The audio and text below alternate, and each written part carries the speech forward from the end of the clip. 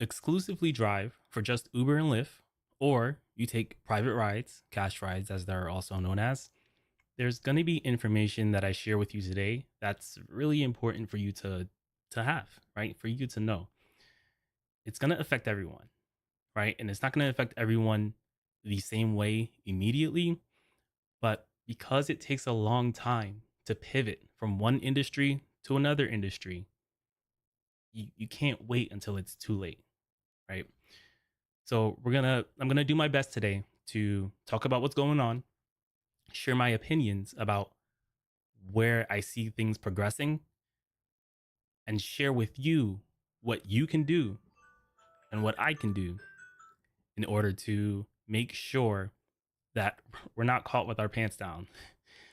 You don't want to be caught with your pants down financially. It can take years to recover, and so I'm not trying to scare you guys.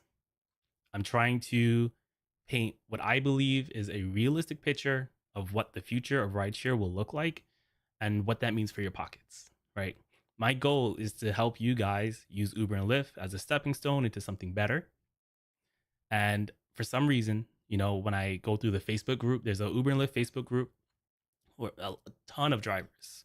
And the common thing that I'm seeing from these drivers is they don't believe autonomous driving is anywhere near ready, right? Anywhere near complete. That no one is going to take these things. But I have news for you. They're already here in certain markets. So we're going to take a look at those markets. We're going to see who's even taking these rides, right? What kind of passenger is getting into these cars? What are those passengers saying, right? I found some threads on the internet of different passengers having conversations with one another, talking about their experience with some of the self-driving car apps. We're going to talk about Uber's partnership with a few of these companies. We're going to take a look at the progression, like where were they when they started and what does it look like now. We're also going to talk about the cost, right? We're going to compare the cost of a human driver to an autonomous vehicle driver. For some strange reason, people think or assume that the mathematics behind a self-driving car won't work. We'll dive deeper into that. Or we're also going to talk about who I think is the biggest competitor in autonomous driving, or at least the biggest person to watch out for. I'm going to share with you my plan. I call it the rideshare exit plan, and it's a list of steps that I want you guys to practice. I want you guys to do in order to protect yourself, right? Even if your plan is to be a long-term rideshare driver via the apps or by, you know, building up your private business, that's fine. But I still think you should put yourself in a financial position to where if the market just isn't going the way you hoped it would, it's not gonna be very difficult for you to pivot because financially speaking, you got yourself together.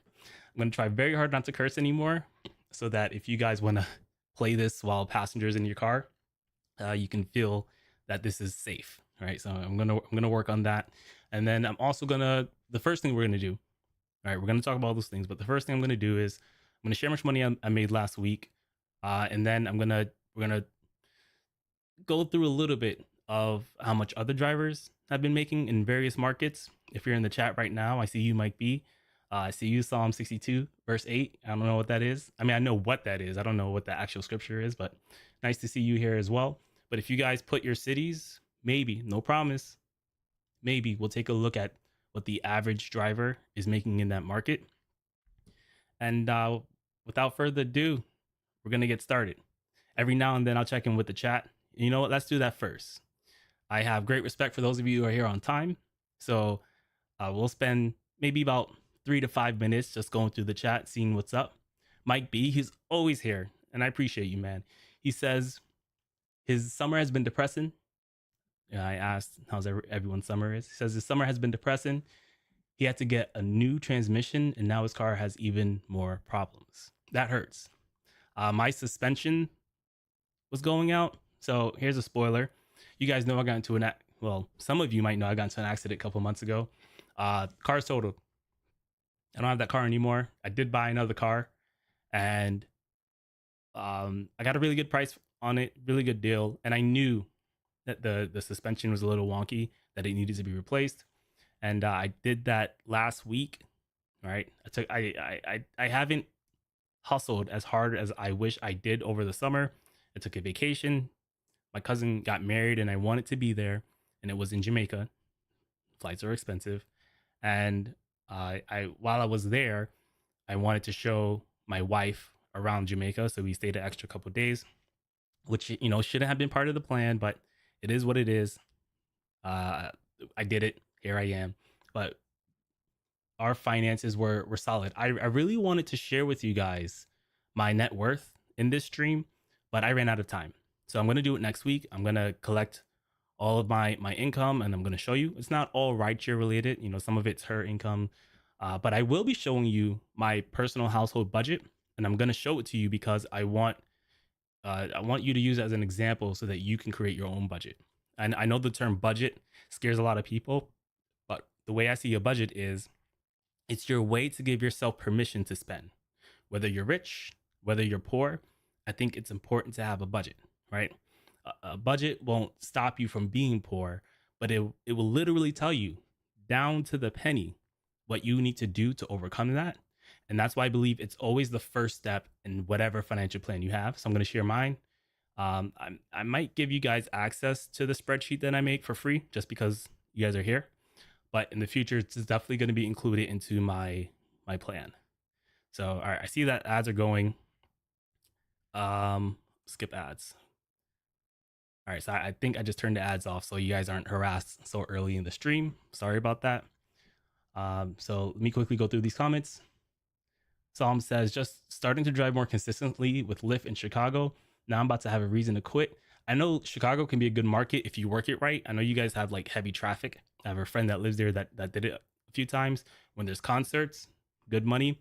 Overnight can be great too. But I'm gonna be honest, man. I'm from New York, and Chicago is one of those cities that I feel like is like from a crime perspective worse than New York. So good luck to you with that. Keep your head on a swivel. And like I said earlier, this isn't to scare you and to stop doing rideshare. This is to light a fire under your butt in order to get your finances together so that if something drastically changes in your market, you're okay. And we're gonna go through some of those changes. Mike B says I put $7,000 in my transition. Wow, that hurts. Just that first line hurts. And now my engine is misfiring at 25 to 35 miles per hour, and it's not showing a code. That does hurt.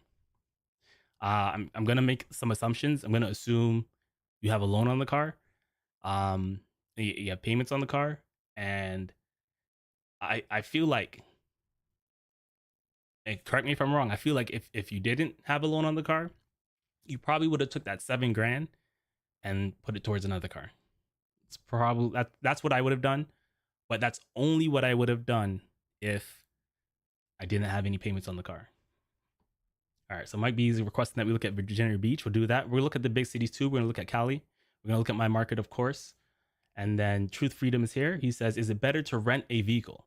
So we'll talk about that, right? Truth Freedom, I think it's circumstantial. So I don't think it's better to rent a vehicle when you have a vehicle, right? In fact, I think that if you're gonna rent a car because you don't have one, your goal needs to be to work 60, 70 hours a week until you're able to buy your own car. The math behind renting, very rough. I know that they average like $300 to $400 a week. That's very rough, right? That can take, depending on your market, 1 or 2 days in order for you to like recuperate that cost. And it might be a slow week. And Lyft, Hertz, Uber, they don't care. They want their money. And I have a video up on my channel. You can search for it.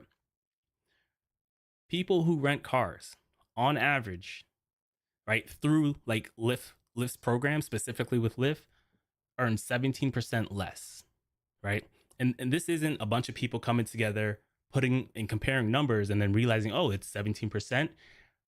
That figure was taken directly from a conversation that a driver had with someone from Lyft support, right? So I go through the video, I show the screenshot, it's there.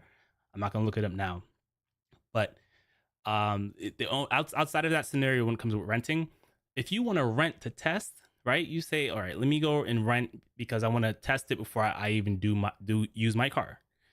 Okay, that's fine. I don't see an issue with that. Or maybe you've been driving, you're doing base X or base Lyft, and you want to see if a 7-seater is worth it for your market, right? Even if you lose money that week renting, if that's your goal, just having the information is cool, right? I'll tell you a quick story. When I first started really thinking about doing Uber and Lyft, my Audi A4 didn't qualify for certain things, and I was like, all right, let me see if I can get a car that does, Uber Black or Lyft Black, like the top tier services that they offer. I was looking at the Audi Q7, right, which qualifies for Uber Black, premium, and whatever the tier is called. But here's the thing: if I had went out and bought that car and then tried to put it on the platform for whatever their premium tier is, I would have been SOL because Charleston doesn't offer that top tier. So, go ahead. Renting can give you some information that you otherwise wouldn't have had. And I support it for those reasons. But if you're going to rent, you have to be a man or woman on fire. You have to be intentional, and you have to have great intensity to get out of that rental as soon as possible. Like, think of renting a car through Uber or Lyft or Hertz or whatever as like a what are those things they throw out into the water when you fall off the ship? Like it's not a life jacket. The little circle things, whatever, like a lifesaver, whatever. I think it's called lifesavers. So just think of it as like a lifeline. That's the word I'm looking for here. It's something that can help you get to the next level, but you're still in danger. You're still drowning until you're out of the water. So that's kind of how I want you to think about it. I see Ron is here. Ron, it's been a while. I appreciate you being here. Ron says oversaturation in Uber in Charleston is killing my motivation to drive at night. I'm experiencing the same thing. I'll show you my numbers. It's sad. I thought that because the students would be back, that things would be better, but it's not as good as it was before. And that has always been my expectation, that over time, it's going to become harder and harder to make money with Lyft. We'll cover it in this video. Melvin says, plus hidden rental fees, you will be looking at $500 per week. Sheesh. So I don't have any. I've never rented. I'm not against it. I would try it just to make a video out of it, but there's no rental options in Charleston. I'd have to go to Atlanta. So when I'm debt free and my finances are where I hope for them to be, I will do more testing, right? I'll go to other cities and I'll test and I'll rent and I'll try different things, but that's in the future. So that was cool. I missed you guys. I'm glad I'm back. Let's start talking about the things that I want to talk about. So first up, we have Cruise's robotaxis, which are coming to Uber, right? The formatting on this, there we go. All right. So you guys may have seen this in the news. We're going to talk about it a little bit, right? Because there's not much to it yet. So Cruise robotaxis are coming to the Uber app in 2025. Cruise, General Motors' self-driving subsidiary, so Cruise is owned by GM, General Motors, said it has signed a multi-year partnership with ride-hailing giant Uber to bring its robotaxis to the ride-hailing platform in 2025. Cruise didn't say why. I'm sorry. I got to get used to doing this again. I got to get in the role of it. It's all cool. It's all great. Cruise didn't say when exactly customers would see its vehicles on Uber's platform, but a spokesperson told TechCrunch that its partnership will follow the relaunch of Cruise's own driverless service. So if you're not aware, Cruise, they had to take Cruise off the road after it ran over someone. Not funny. But what happened was a car that was driven by a human hit another human, and the autonomous vehicle rolled over that human. So they didn't start the accident, but it was an issue. And pulling them off the road, figuring out how to fix whatever you need to fix to make it safe, I think that was cool. It's important. But they haven't really been on the road since, and it looks like they're coming back through their partnership with Uber. The announcement provides another indicator that Cruise is preparing to reintroduce its robotaxis to public roads after it struck a pedestrian last October. So it says a human driven vehicle hit the pedestrian first, sending her into the robotaxi's path. It also follows Uber CEO Dara Khosrowshahi's recent comments positioning the ride hailing company as the ideal go to market partner for autonomous vehicle companies looking to commercialize. I don't know why. When I first heard this news, I thought, okay, so what is Uber like only partnering with Cruise? It's not the case. Not only is that not the case, they're already partnering with another company called Waymo. And we're going to touch on that in a bit. Well, it says it right here. Uber has partnered with Waymo on the ride-hailing side of its operations. Waymo vehicles have been available on the Uber app in Phoenix since October 2023. We're going to look at that, right? We're going to look at how it's been going in Phoenix because the progression of these companies in various markets is an indicator of what will happen in other markets. So it's very important to keep your eye on these things. Before Cruise safety incident, which resulted in its losing its permits to operate autonomously in California and grounding its US fleet, the company had been expanding into new territories at a rapid clip. Cruise was charging for autonomous rides in San Francisco, Austin, Houston, and Phoenix, and had launched driverless testing in Miami.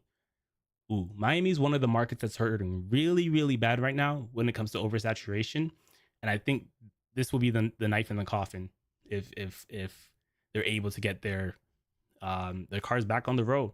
I feel really bad about Miami. I know oversaturation is happening in LA as well, but I'm able to find drivers who, that's not LA, right? California. But I'm finding drivers who are still making it work, even though there are a lot of drivers who aren't making it work. And I'm gonna give you an example of that. All right, so Cruise started manually testing its robotaxis again in Phoenix in April 2024, so just this year, and has since expanded that testing to Dallas and Houston. The company is also playing nice with regulators as it works towards a relaunch. Earlier today, Cruise announced it recalled its fleet of 1,194 AVs to resolve a federal safety probe into an issue with unexpected braking. Guys, 1,194 cars. I want you to imagine in your market if suddenly a company had 1,194 cars that could drive 24/7, right? More or less, right? That right there, that would destroy my market. I live in a smaller market, right? I consider my population to be like mid cap. It's not big, it's not that small, but just adding like 50 autonomous cars to my market would have an impact on the market, right? And like it doesn't have to be perfect, right? I think a lot of people when they think about, oh, autonomous vehicles, they're coming for my job, it's going to take a while for them to replace everyone. They don't have to replace everyone for it to have a negative impact on your average earnings. It doesn't. It could be 10 cars, right?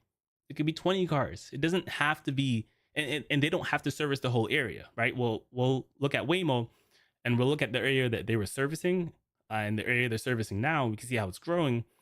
And yes, it's not the entire city, but it still cuts into your earnings, right? I'm not making this stuff up. This stuff is real.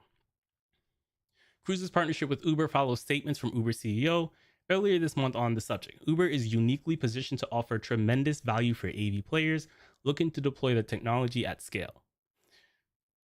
All right, so I don't really care what the Uber CEO has to say. So we're going to move on from this one, right? The next thing we're going to talk about is Waymo's progression, but I have to use the bathroom. I try to drink water before these streams, and I absolutely have to use the bathroom. I'll be right back.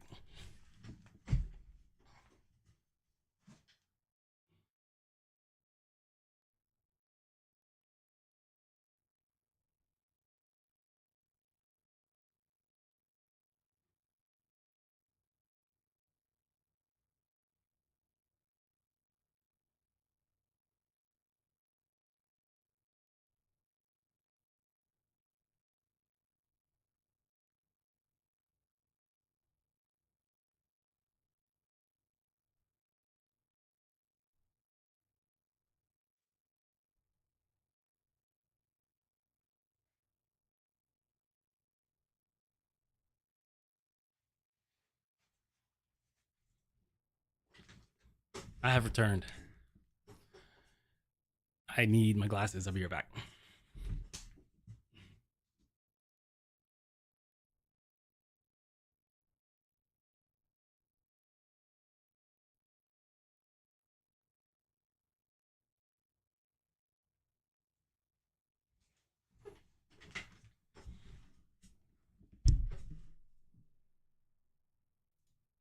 Okay, I'm back. Sorry about that.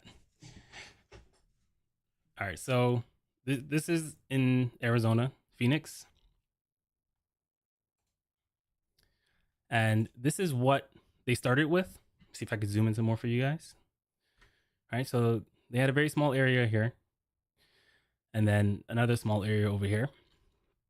And 18 months later, this is what their service area looks like, right? So it has expanded, and to some, this might not look that big, right?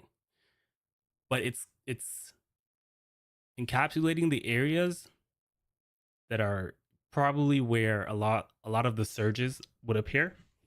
This is where the games. I watched Mike Drop Barbecue. He lives in Arizona, so when I watch his ride-alongs where he's screen sharing, I'm aware that surges. These are the areas that he likes to be in. Right? He talks about Tempe. He talks about Phoenix. He talks about Scottsdale. He says, I think it's either a nice neighborhood or there's like this is like where the bars and the nightlife happens. So he talks about these places, and they've expanded into these places, right?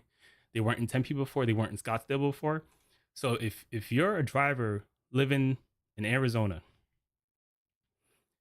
now you're not just competing with other Uber and Lyft drivers. This is Waymo. This is in order for you to call a Waymo, you do it through the Uber app. And it's gonna be the same thing with Cruise. Uber does not care about the human drivers, and I get it. Right? I get it. I'm not going to tell you why I get it until later. Right? We're going to talk about why when we look at the cost analysis between an autonomous driving car and a real car. All right. So we're gonna very good graph, very quick graph. We're gonna look at how many trips Waymo has given or is averaging like every single week. But before we do, I see you guys are going ham in the comments, so I'm gonna respond to some of those comments. I think there's some comments in there we can learn from. So give me a second. All right, here's the chat. All right. So Thy Will to Be says, I put 60,000 plus miles on my car since last August. Just bought the car. Glad I own a Honda, but at the 100,000 mile mark, it needed all types of maintenance, new tires, brake fluid, flush. $900 for new tires. That's a lot of money for tires. I'm in Charleston, and for me to replace two tires is about it's a little under $300. A little under $300. To do all four would be about six. Nine is high. Nine is high. I would see about buying your tires yourself online, right? Figure out what tires go on your car, buy them online, and then pay someone to put them on. That takes some foresight, right? In the moment where you're realizing you need new tires, then you might not have the luxury of waiting for that order to be delivered to your house. But when it comes to car maintenance, the more legwork you're willing to do, the more money you're likely to save. And in the game of rideshare, especially where it's at now, every dollar matters. I strongly believe that. I kind of messed up, right? We'll talk about my struts in a second, but that's okay. Like B says, hoping to win the Dave Ramsey 10K. Bro, I'm so behind on that podcast that whenever there's giveaways, like I get caught back up, it's done. So good luck to you. I don't have to worry about me participating. Maybe you'll win a trip on the cruise. I heard about the cruise for the first time this week. Melvin says, paid off my Chevy Malibu hybrid, and I should have my Tesla paid off in about a year. So first, I'm going to say it's dope, right? That you have a paid off car. I'm not sure why you have two cars. I know, like if you're married, I can understand why you have it. But if even though you have that loan on your Tesla, I absolutely love that you're being intentional about it and you're trying to pay it down, and that's good, right? I think you're someone who does private rides as well, which is fine. Do it how you do it, get it how you get it, but you will be so protected and insulated from the BS that Uber and Lyft are trying to do as a result. I'm not going to say you're not fully insulated, right? I still think that people who take cash rides or private rides, there's also competing with autonomous vehicles. And I'll show you a screenshot of this later. But in Miami, Uber is now pricing high tier fares in a way that if you do cash rides, it would still not make sense for you to convert it, right? So that's something like I'm not making this up. This is something from a driver in Miami who does cash rides. He does them properly. He has his insurance and whatever, and he's noticing that when he goes on the driver app, the passenger app, sorry, and he's looking at the prices to determine how much he should be charging for similar services, he's realizing like those prices are so low due to the saturation in Miami that it doesn't even make sense for him to take it at all. So keep that in mind, right? I think that people who are doing cash rides will have a little more leg room in their in like the amount of time they have before Uber and Lyft does something that messes up their income. But you're not absolved from this, right? Building up your own client base, I think is cool. I think it's a good defense strategy, but it's not a great long-term defense strategy. That will to be says new battery, back brakes 600, synthetic oil change $100 every other month. So I use synthetic oil. I'm gonna stop right there. And I too was paying about $100 every month until I jumped on YouTube and I figured out how to do it myself. Right. I haven't revealed the car I have now, so I'm not going to say too much about it. It's unique in its oil changing process, and people who have it will know what I'm talking about. But for the most part, if you change your own oil, like the amount of oil you need, the 4-quart gallon jug, 4.5, whatever it is, it's like $20-$30 on Amazon. If you learn how to do it, the first time I did it with the car I totaled, I made a mistake. I didn't put the oil filter on correctly. Oil all over my driveway. Lesson learned. But I did learn how to change my own oil. I don't make that mistake anymore. And I save $60 every time I get an oil change, right? I bought ramps that I can drive my car up, right? Get under very quickly, change the oil. The whole setup cost me about like $120. And as you can see, if I'm paying $40 for oil changes in the future, you recuperate that cost very quickly. So I would challenge you to figure out what you can do on your own, right? Whenever my car is having an issue, the first thing I do is go to YouTube, try to figure out what the issue is. Sometimes if I can't figure it out, I'll bring it to the service. I'll pay the $150, $200, whatever service fee, and I'll look at what they give me. And I try to research, can I do this myself without paying a lot of money for the equipment to get it done, right? And I look at the intricacy of it. Is it something that's complicated? Is this something I want to deal with? Is this something I have time for? And then I decide, all right, I don't want to deal with this. We'll take it in to get done. Or I'll deal with this. We'll save some money and get it done. We'll learn something new. So what you're willing to do will vary person to person. But, try. That's the most I can say, because the more money you save in this industry, the better. The cabin filter, engine air filter needs a tune-up, spark plug replacement, needs a transmission fluids and struts. They said it would be $1,300. So it sounds like you went to the dealership, which is the mistake I was talking about earlier. I got my struts replaced for cheaper than that. It was about $800 and change for my struts. I knew it needed struts. Like I bought a used car. I practiced what I preach here. When I got into my accident, I went out and I bought a used car. I did not take out a loan. I'm fortunate enough to where as soon as my car got over 100,000 miles, I started putting money aside just in case. And I have a plan that details that. I'm going to share it at the end as we work through these articles. And that will to be says, and then I drove it through the car wash and they did over 3,000 worth of damage to my car. Dang, what did they do? What happened to your car? Was it like one of the ones where you just drive your car up and it starts rolling? And like, what happened? I need more. I need more context to what happened, and I need to know if they're gonna fix it, right? This could be like a good little lawsuit, but an inconvenience. So tell me what's up with your car. It sounds like you're having a rough go at it, and I'm sorry you're having a rough go at it. All right, so we're gonna jump back into the articles. We're gonna talk about who's taking Waymo. Are people taking Waymo? Is this something people should be worried about, or like are these just cars that exist and drive with no one in them? So It says Waymo is now, all right, first of all, this is from CNBC, and the date of this article is August 20th, right? So 7 days ago, not long ago. Waymo is now providing more than 100,000 paid robotaxi rides per week in the US.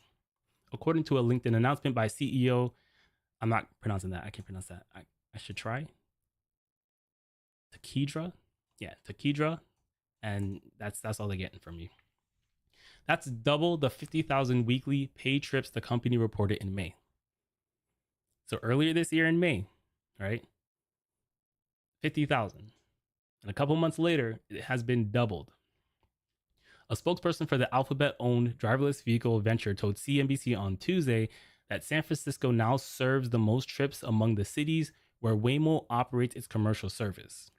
They also operate in San Francisco, Phoenix, Austin, and Los Angeles. Alphabet is the parent company of Google, and uh, essentially Waymo is owned by Google. So they bought them a very long time ago. It's been a very slow ride to even get cars out, but they've been at this for a while. They've been trying for a while. This is not like sudden.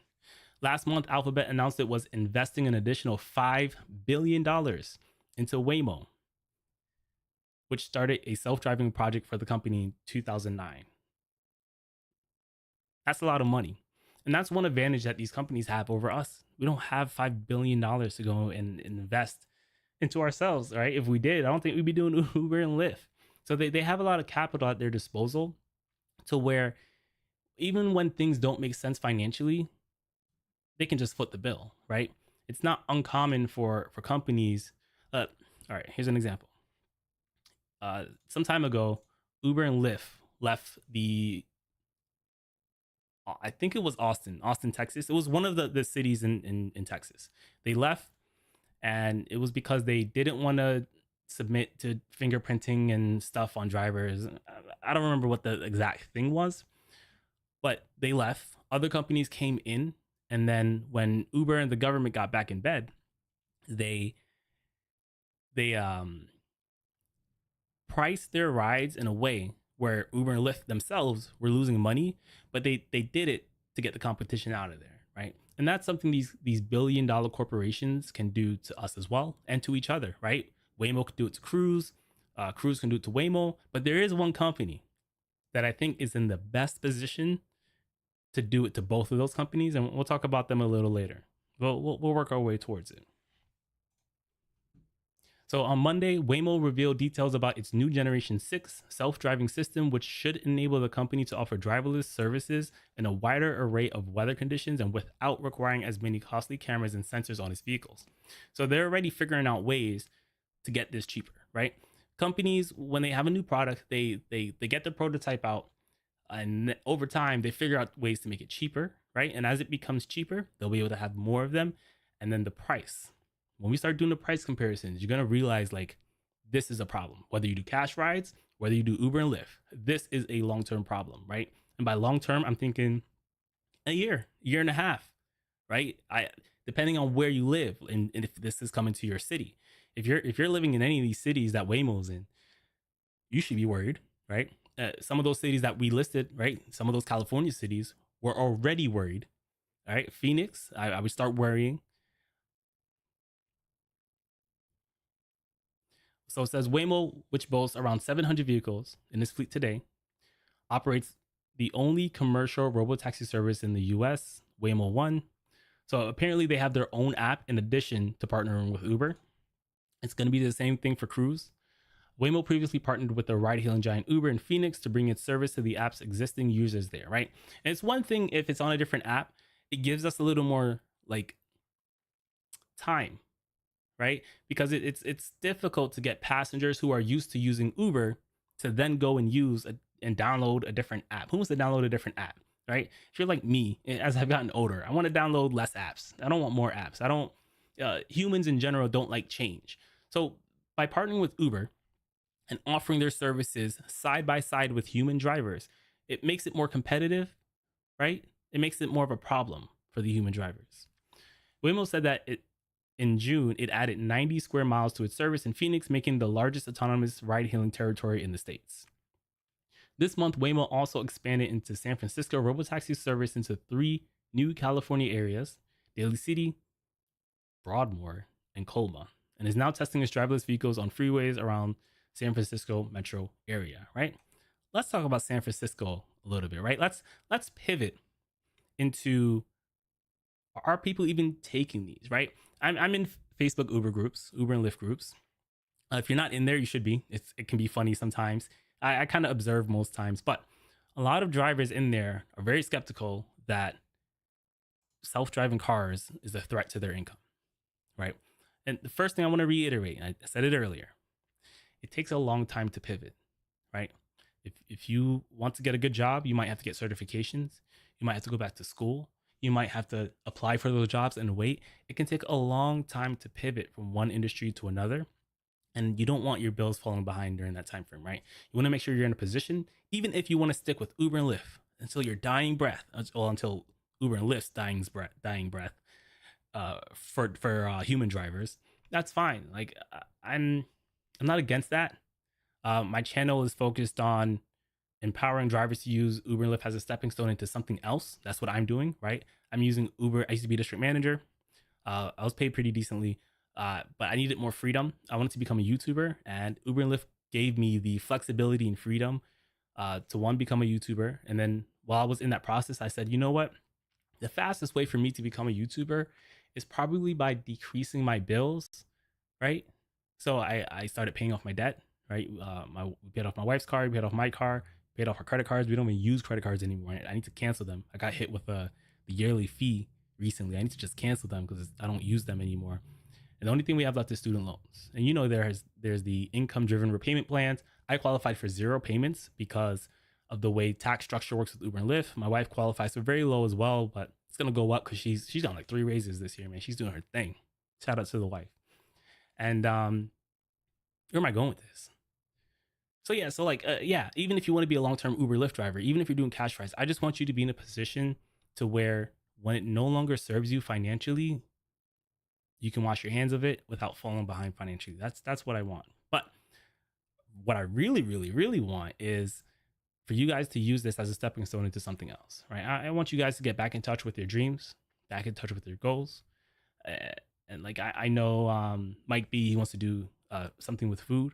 I want you guys doing what you love and making money with it instead of doing what you have to do all the time. I don't think that's a great way to live. I don't think it's a great quality of life. But to get there, it's gonna take sacrifice. It's gonna take some hard work. That's why there's a couple videos out there where I'm working 70 hours a week. It's not because, you know, we'll get to it in some more. I'm gonna show you what my monthly bills are, and I'm gonna prove to you that I don't have to work as hard as I do. And sometimes, you know, it backfires. I slack, right? I'm gonna show you how much money I've been making over this summer. It's not great. I slacked. I can afford to slack, right? I put myself in a position to where I can afford to slack, but you know, it's something that I need to. I'm trying to break the habit of, get more consistent, get my income up so that I can focus on just getting debt free and just having the ability. Once I'm debt free, I'll probably just become a weekend warrior. I'll probably just drive the best 20 hours a week with Uber and Lyft as I try to get my YouTube income up through various different channels. But we'll talk more about that later. I want to go through this, or at least get to the next part of this. And the next part of this is we're gonna focus in on the passenger, right? Like I said, drivers on Facebook, they think that people aren't going to want to take this based off of conversations they're having with people. But the thing about humans is we are reluctant, right? We are slow to change, to want change, right? People thought the first iPhone was crazy because it didn't have a keyboard. We were so used to keyboards, people thought it wasn't going to do well, and now it's the best selling phone in America, right? So I don't accept initial sentiment, right? When people say, "Oh, I had a conversation with someone who's never been in an autonomous car, say they would never take one," we're gonna start reading through some of these comments from people who are taking them and see who these 100,000 uh, autonomous passengers per week, right? Before we dive into the passenger perspective, I'm gonna jump into the comments to see what you guys are saying.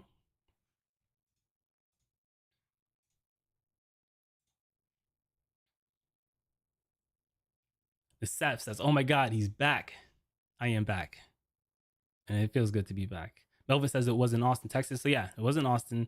The Seth says Cali is doomed. I think overall, Yeah, Cali is pretty doomed if it wasn't doomed already. Um, I did find a driver on Twitter, and I'm gonna go through some tweets at the end of the video. I've been very active on Twitter, and I'll share it with you guys if you want to follow me over there. I've been, I even talk with Alveda, Sergio from the Rideshare guy, and other YouTubers too. We kind of debate about things. And get a little. I got a little spicy this week. I shouldn't have. I have a problem, and I'm trying to fix that problem. But there was another driver who's based out of LA. He shared the average. The average driver in LA is making $17 and some change per hour. He's making 40, right? And I don't know how many hours he worked, right? He could have just worked the best 10 hours of the week. But I want to highlight that market matters and strategy matters more, right? Not overall. Like, you have to be in a good market for strategy to matter. But if you're not a top driver in your market, then that says something about your strategy. And I'm going to show you where I get those numbers at. We're going to do that later. I'm sorry, I'm promising a lot of things later. I need to move more quickly through this. This won't be a live live stream. Usually I do like 3 hours, but we're already kind of halfway through the topics that I wanted to focus on. So let's jump into what the passenger experience is in these autonomous vehicles in order to help paint a picture for you guys. All right. So hold on. Oh, I forgot about this one. This one just came out today, like a couple of hours ago. This is brand new news, hot off the press. Waymo expands its curbside robotaxi service to the Phoenix airport. So they weren't allowed at the airport before, right?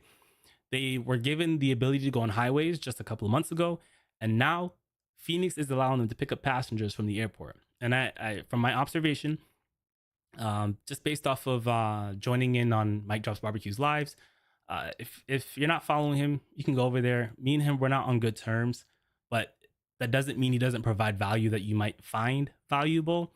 The only thing I'll say is whatever advice he gives you, just try to do it as like legal as possible. That's all I'll say. But I have observed that some of the people he interacts with and watch his channel, they do use the airport to convert their rides, right? They'll go, they'll look at the price, they'll say, hey, I can do this for you cheaper, and their cheaper rate is more than what Uber or Lyft would have cut with them, right? So that's how they're doing it over there. I don't know if they're doing it correctly or not, but it's whatever, right? I'm not venturing into that. But this, right, will start to cut into the amount of people they're able to convert, right?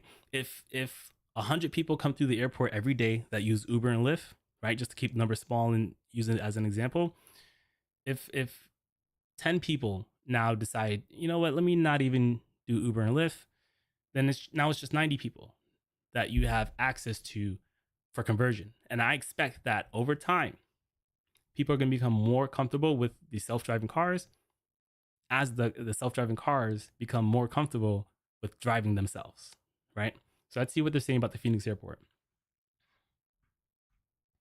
Waymo said Tuesday will start offering riders 24/7 access to curbside pickups and drop-offs at Phoenix Sky Harbor International Airport Terminals 3 and 4, yet another example of the Alphabet-owned company's push to expand its robotaxi service. Waymo first started offering driverless trips to the Phoenix airport in November 2022, but it was only to an airport shuttle stop at the 44th Street Sky Station. That's inconvenient. As someone who's getting off a plane, I would hate having to get on a shuttle to then take a rideshare somewhere. I'm ordering that rideshare as soon as the plane lands. I'm ordering the rideshare. I don't check my bags, so as soon as the people start moving, that's when I'm ordering my driver. The company eventually moved to curbside service, which directly competes with driver services like taxis, Uber, and Lyft, right? And where do you order this Waymo from in Phoenix? On Uber. Robotaxis rides to and from the airport have proven to be popular. Waymo said this week, right? We just read this article, that it surpassed 100,000 total trips back and forth from the airport since launch. Oh, that's just the airport. We didn't read this. So earlier we read that they're servicing 100,000 trips per week, right? That's up 100% from 50,000 that they were doing before. But now they're saying that they did 100,000 total trips back and forth from the airport since launching, right? So they're doing their thing here, right? And it's going to become a quicker threat to Uber and Lyft drivers, and a more medium to long-term threat to people who are focused on building up their private clientele. So we'll move on to who the passenger, right? So this one is from San Francisco, and it's parents hush hush back to school hack, sending their kids off in a Waymo. Before we even read this, right?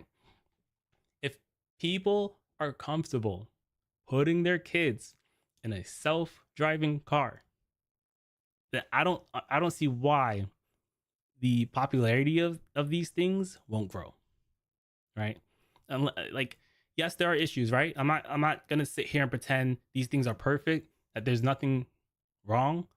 But have you guys noticed how fast AI moves? Like, we announced AI like what, early last year, like Chat GPT or whatever, and it's already like at a pace that's like, it's crazy, right? What we're able to do, the videos we're able to fake, the pictures we're able to make, it's crazy, right? When that first started happening and the results weren't great, right? Like, remember the fingers had like 50 fingers at the beginning of last year, 50 fingers, right? They had issues with fingers. That's fixed, right? When something is introduced, typically speaking, that is the worst it will be, right? So the current state of autonomous cars today is the worst it will be. It will only get better. And the reason why AI advances at an exponential rate is because when one thing makes a mistake, it teaches everything else how to fix that mistake, right? So if there's a pothole in the street and this autonomous car hit a pothole, right?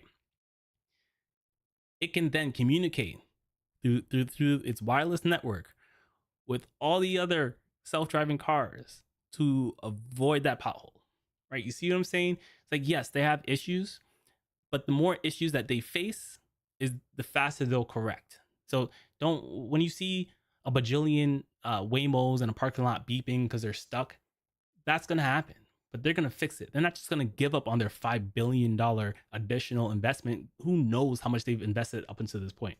So we'll go through the article. It says, when his daughter logged into his Waymo account for the first time last year, Chris' life changed forever, right? So again, Waymo has their own app. They are partnering with Uber. But here's the kicker. Anyone who downloads the Waymo app no longer plans to drive with humans. They don't plan to drive with humans. If they have the option of doing Uber and Waymo, or they have just Waymo and they just download a Waymo, they don't plan on driving with humans anymore. Chris' life changed forever.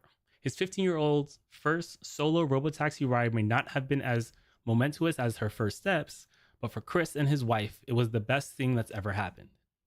It was instantly awesome, said the San Francisco resident who chose to use only his first name to avoid having his Waymo account banned, right? Why would they do that?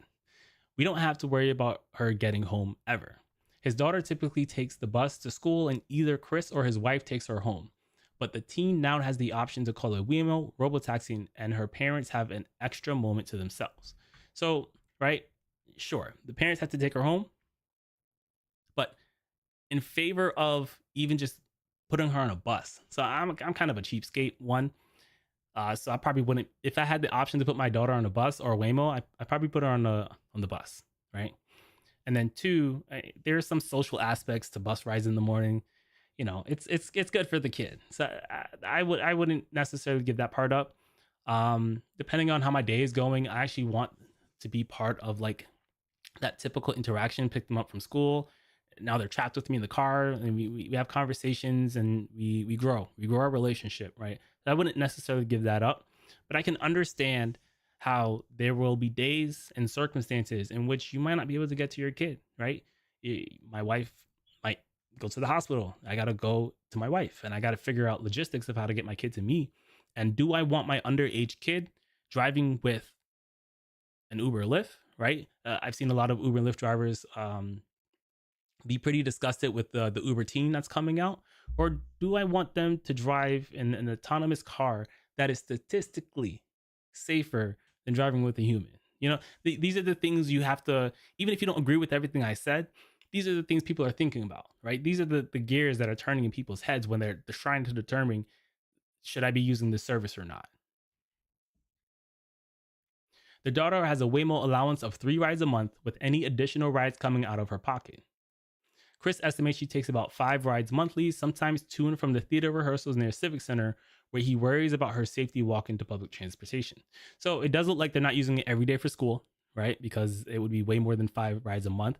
So it looks like they are using this in circumstances where maybe she's missing the bus, or maybe they can't pick her up after work, school. In this, Chris and his family are not alone. Busy parents all over San Francisco have a secret. They're turning to Waymo robotaxis to take their children to school, pick them up, and ferry them to other destinations, even though solo use by minors is against the robotaxi company's rules. One San Francisco venture capitalist said he and his wife have been sending their 2 middle schoolers off in Waymos 2 to 4 times a month for the past year. They wouldn't feel comfortable in an Uber or Lyft, but they feel perfectly comfortable in a Waymo. To me, like, I have a hard time grasping that sentence. I have a hard time thinking that kids are more comfortable in a self-driving car than with another adult. But if I think back to childhood and like the cool factor, right? And my lack of sense of danger, right? Kids think they're invincible. I remember thinking I'm invincible and thinking I could do whatever and I'll be okay. But I can understand how a kid would feel more comfortable in a car that's driving itself, in addition to the cool factor that's involved with it. They wouldn't feel comfortable in an Uber or Lyft, but they feel perfectly comfortable in a Waymo. I feel really safe because I can track it. The VC said it's just awesome. I love it. The robotaxis have cameras inside to record what takes place, and sometimes a Waymo support staffer will dial in to remind riders of the rules. That can lead to awkward moments. I read one comment on Reddit where someone said he and his spouse was getting a little steamy, and then one of the people called in to say, "Hey, you're recorded. Stop." It was pretty funny. The VC dad said that at least once a Waymo worker came on the intercom to question his kids. His daughter is fairly tall for her age and was able to diffuse the situation. So they're probably wondering how old she is. They keep an eye on it, which is why I'm also cautious. I don't want Waymo to cut me off from using the services. He quickly added that I don't put them in the car alone that often. Still, he doesn't regret using Waymo. Extra legally. I don't really know what that word means. Curious.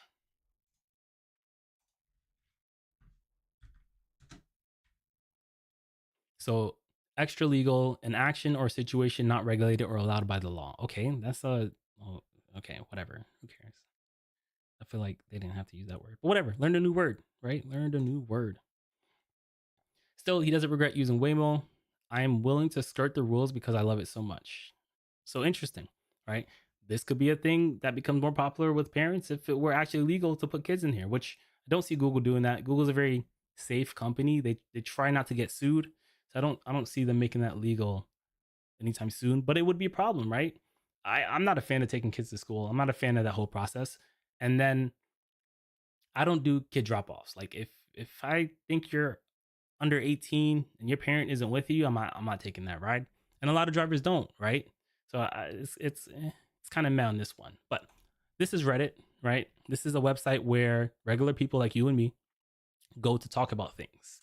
This is from 17 days ago. This is posted in Reddit, like r/Phoenix. So different things have subreddits, right? There's an Uber subreddit. There's a Lyft subreddit. There's a subreddit for streaming. There's a subreddit for YouTubers. There's a subreddit for partner YouTubers, right? This is the subreddit for the Phoenix city, the whole city of Phoenix. So this guy asked, what do you think about driving with robots, Waymos? He says he lives near downtown and he sees Waymos in traffic at least a couple times a week. I've never seen one be dangerous, but a couple times have found myself thinking, come on, robot, make up your mind and get going. As a rider, they are a bit slower than Uber because they follow the speed limit, right? So, all right, he's talking about some of the things that he's observed, some issues. Let's see what people are saying in the comments, right? So this is the comment that comes up to the top. So Reddit is based off of like a voting system. Like if you guys can see it right here, right? So you can upvote or downvote. And that's kind of how you get like quality to rise to the top. So here's what this person says. I've ridden 165 miles in Waymos and so far absolutely no complaints. I love that there's none of this "will the driver take my ride" nonsense, right? We do that. I get passengers all the time that says they get several cancellations. If the app shows one available at a certain distance away, unless someone snags the car before me, that's the one coming my way. So I can understand now how, someone who has to be at work at a certain time has a little more reassurance that they're not going to play whack-a-mole with which driver will be picking them up. So that's something that gets my gears going and says, okay, I can resonate with that pain point in your day-to-day commute. He also says there's no need to factor in a tip into the price, right? And I love that it feels like it's my own private car since there's no awkwardness with a driver, right? Hopefully, the people who are watching my content aren't the awkward drivers he's referring to. But again, just because you or I are not the awkward drivers doesn't mean they're still not risking that's what will happen. They can't pick us, right? Unless you have private rides or whatever. They're it's Russian roulette for them, right? And then they're getting some consistency with a Waymo to where there is no driver. There is no societal pressure to tip, right? And these are things that people are going to consider into their decision making. And I'm being honest with you, until I started reading like these comments from other people, because I've never been in an autonomous vehicle before. I've never driven without a driver. It wasn't until I started reading some of these comments that I realized, you know what, these pain points are valid, right? They're not crazy. They are things that other passengers will like side with once they hear this perspective. So Casey Drink says 25 rides on 104 miles. Didn't know that was in the app. So they tell you how many rides you've taken, how many miles you've driven. This guy says only ever ride Waymo, better car, control over AC and music, right? Much better driving and no driver awkward small talk.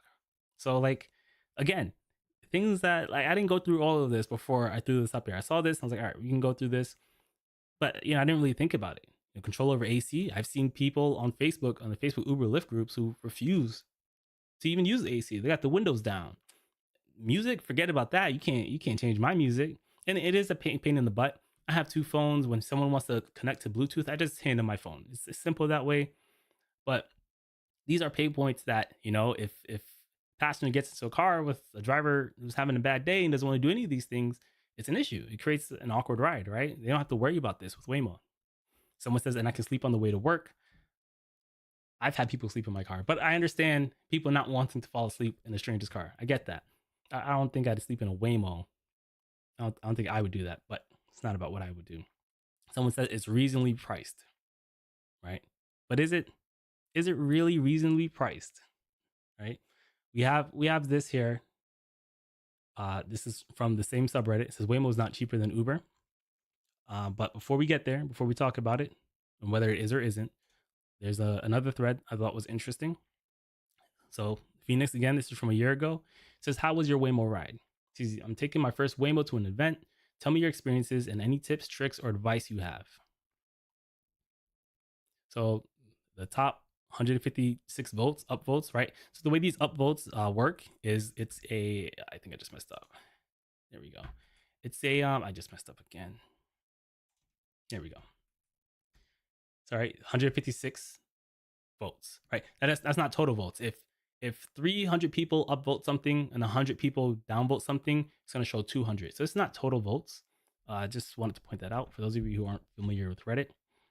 But he says plan a little extra travel time because it doesn't always pick up or drop off exactly at your destination, and it also avoids freeways. That's not true anymore. Since then, they now go on freeways because they have progressed.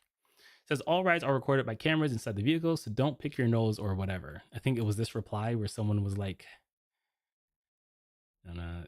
this is not it. It's not it. So someone says, took my first one last week to pick up a rental car about a mile down the road, so not a long ride, but it was fine. Felt safe. I was impressed with driving and how when we stopped to get out, it told us there was a car approaching from the rear and to wait to open the door. That's pretty cool. I do that, right? I don't passengers causing my door to be hit by another car. So I'm always looking at that rear view mirror and I'm saying, hey, it's not safe to get out on the side, or it's safe to get out on that side. But to have an autonomous car that's always going to tell you that's pretty dope. It's pretty cool. You hope it's never like mistaken, right? And this person says it was cheaper than Uber Lyft and no awkward conversations have to deal with a driver. So I like this one, right? I did read this one earlier. It says they drive like a 16-year-old who knows what they are doing but lacks the confidence. It's pretty wild.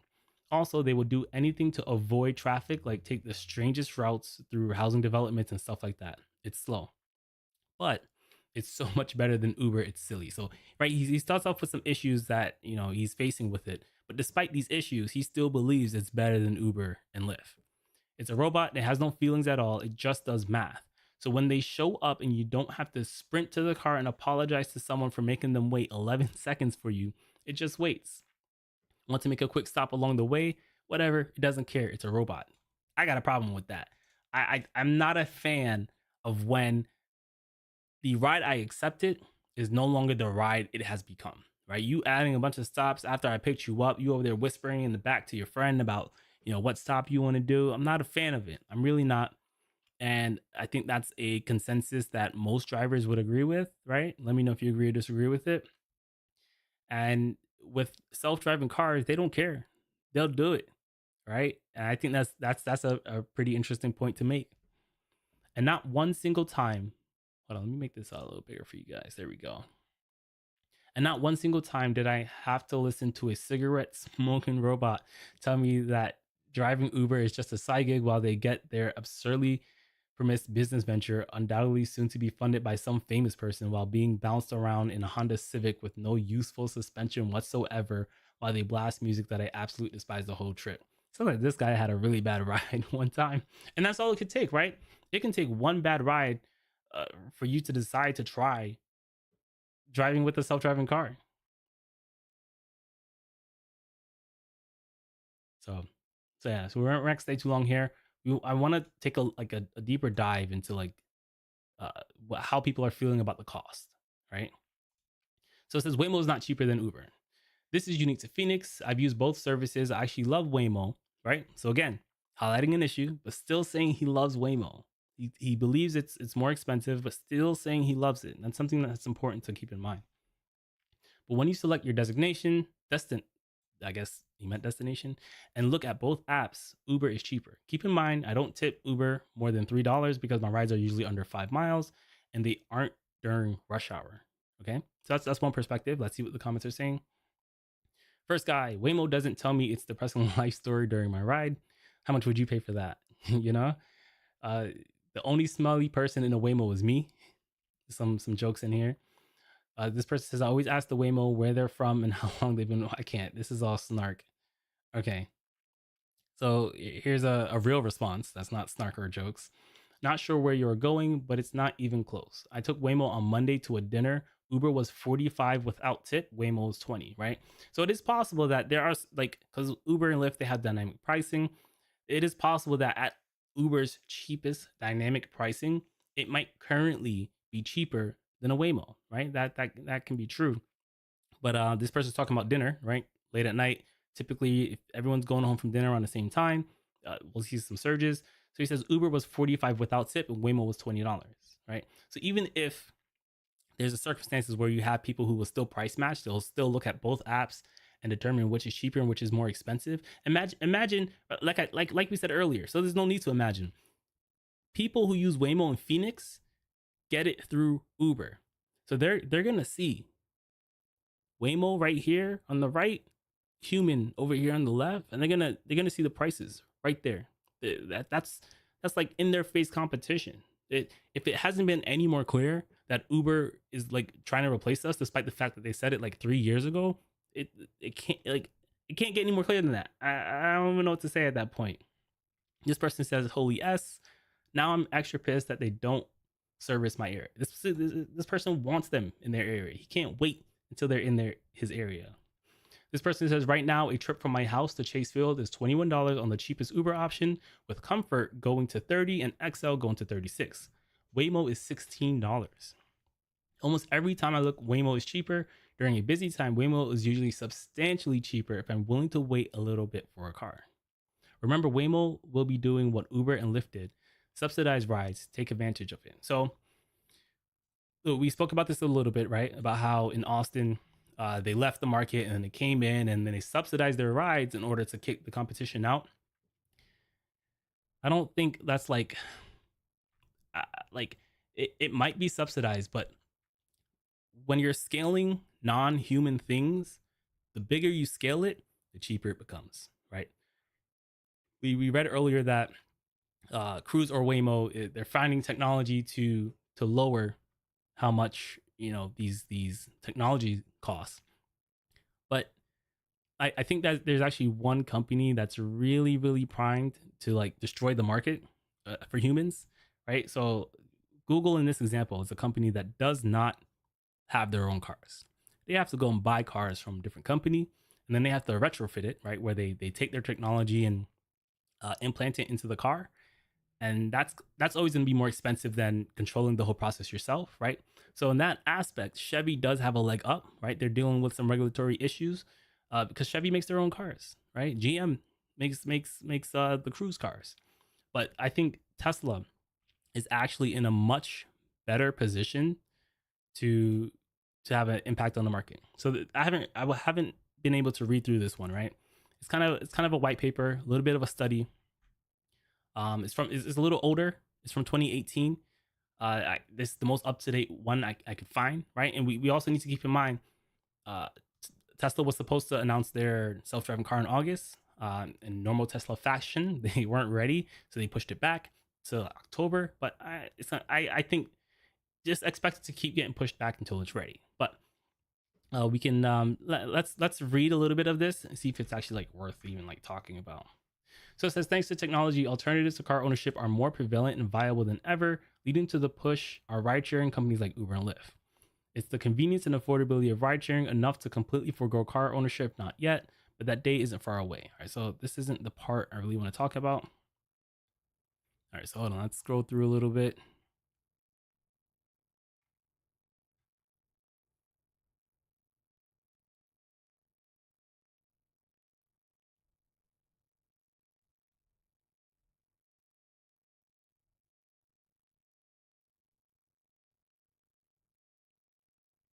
Okay, they start talking about self-driving cars here.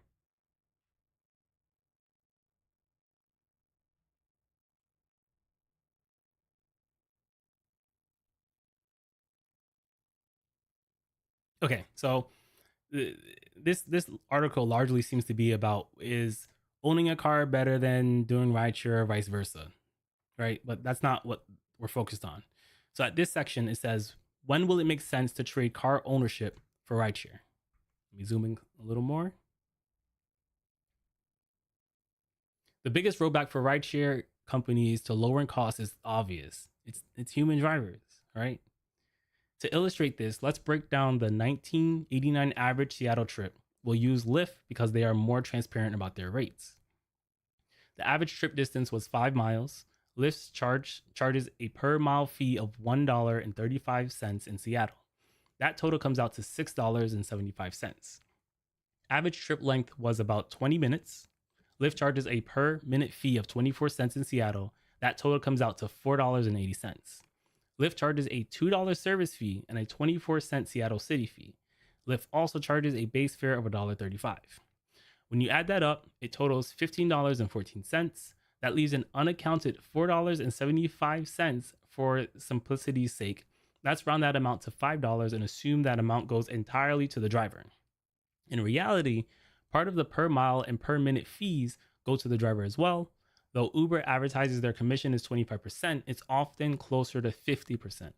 For this experiment, earmarking $5, 25% commissions for the driver is conservative. Okay. All right. So they went with the conservative side, which is fine. I always think that when you're trying to make a point, you should err on the side that isn't in your favor. So I think that's what they're doing here.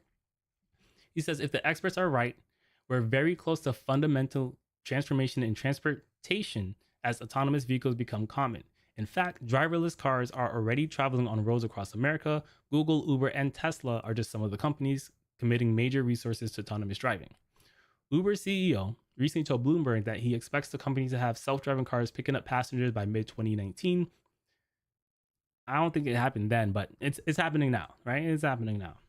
He also stated that he expects most cities, but that also goes back to what I said earlier, that Uber and Lyft have said this years ago, that it is their plan to have autonomous driving, right? And for some strange reason, drivers still don't think it's gonna happen, right? Even if it doesn't, right? Let's assume all autonomous vehicles blow up. A government says you can't do this anymore. The fact that you're willing to risk your financial future working for a company that has stated in press release that they want to replace you, to me is problematic, right? Whether they're successful or not is it even a different equation. The fact that that's what their plan is and that's what they're going to try to do, that should be a red flag on its own. He also stated that he expects most cities to have self-driving Uber service in the next 10 to 15 years. It's happening sooner than that. Experts estimate that driverless cars will cost 35 cents per mile for customers. That's pretty cheap. You're probably thinking it can't be that cheap. We, the human, are typically the biggest like single line item cost for Uber and Lyft. If they can remove the human, right? A lot of people think, oh, but then they have to go out and buy all of these cars, and then they have to go and do maintenance on all these cars, and they have to do XYZ for these cars. We have to do that, right? So when in their pricing model, when they try to figure out how much they can take advantage of us, right? They say, all right, this person needs money on top of being able to afford maintenance and XYZ, right? When it's a self-driving car and you do it at scale, so one, you eliminate the human component, right? If I have a fleet of 10 cars and I can pay one person to service those cars, it's gonna overall work out to be cheaper than if 10 people have to service their 10 cars. Does that make sense? As you scale and as you do more in numbers, you know, when you go to Costco, when you go to Sam's Club, you get things, not everything, but typically you get things cheaper when you buy more of them, right? And when you have more of things, the average cost for maintaining those things, the average cost for buying those things becomes cheaper, right? And then it's scary because a company like Tesla, forget taking their Model 3 or Model Y or whatever and turning those into robotaxis. They can just create a robotaxi.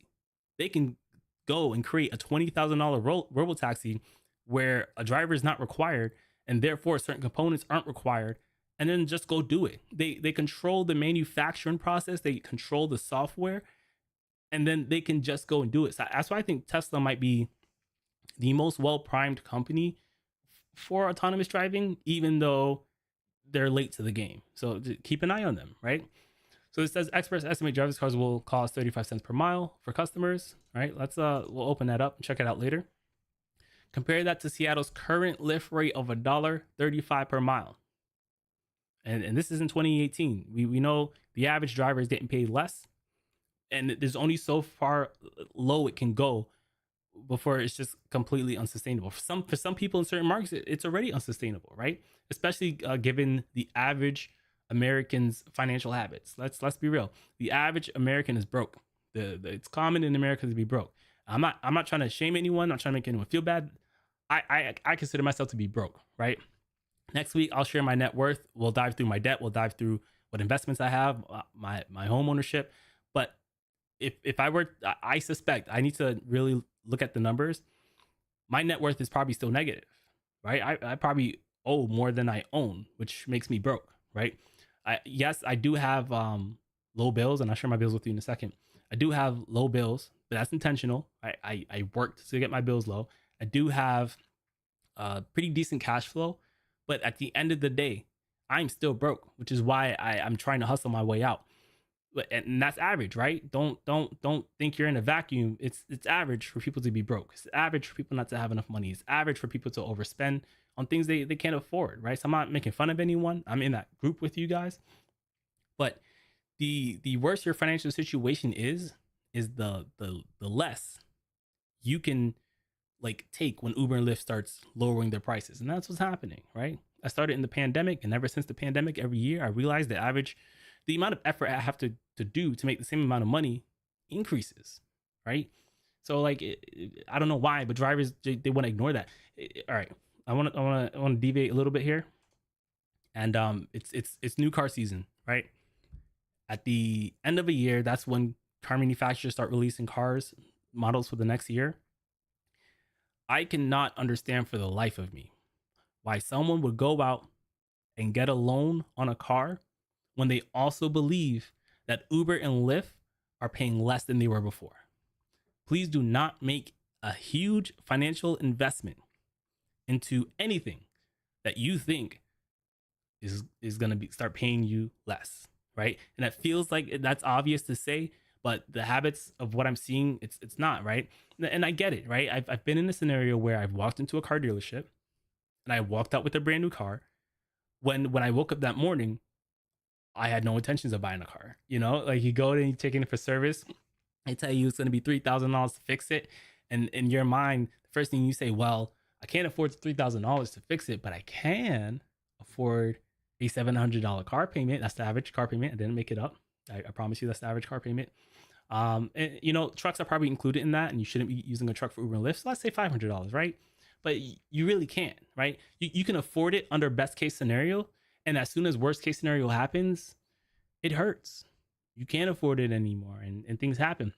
And some of that lack of foresight causes people to make the best way it's been put is, when I feel pressured and I have to make a decision, I'm gonna make a worse decision than if I weren't pressured.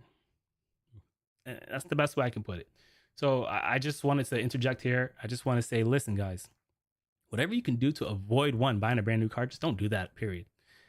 Don't do that. Unless you're like a millionaire, I don't think you should be buying brand new cars.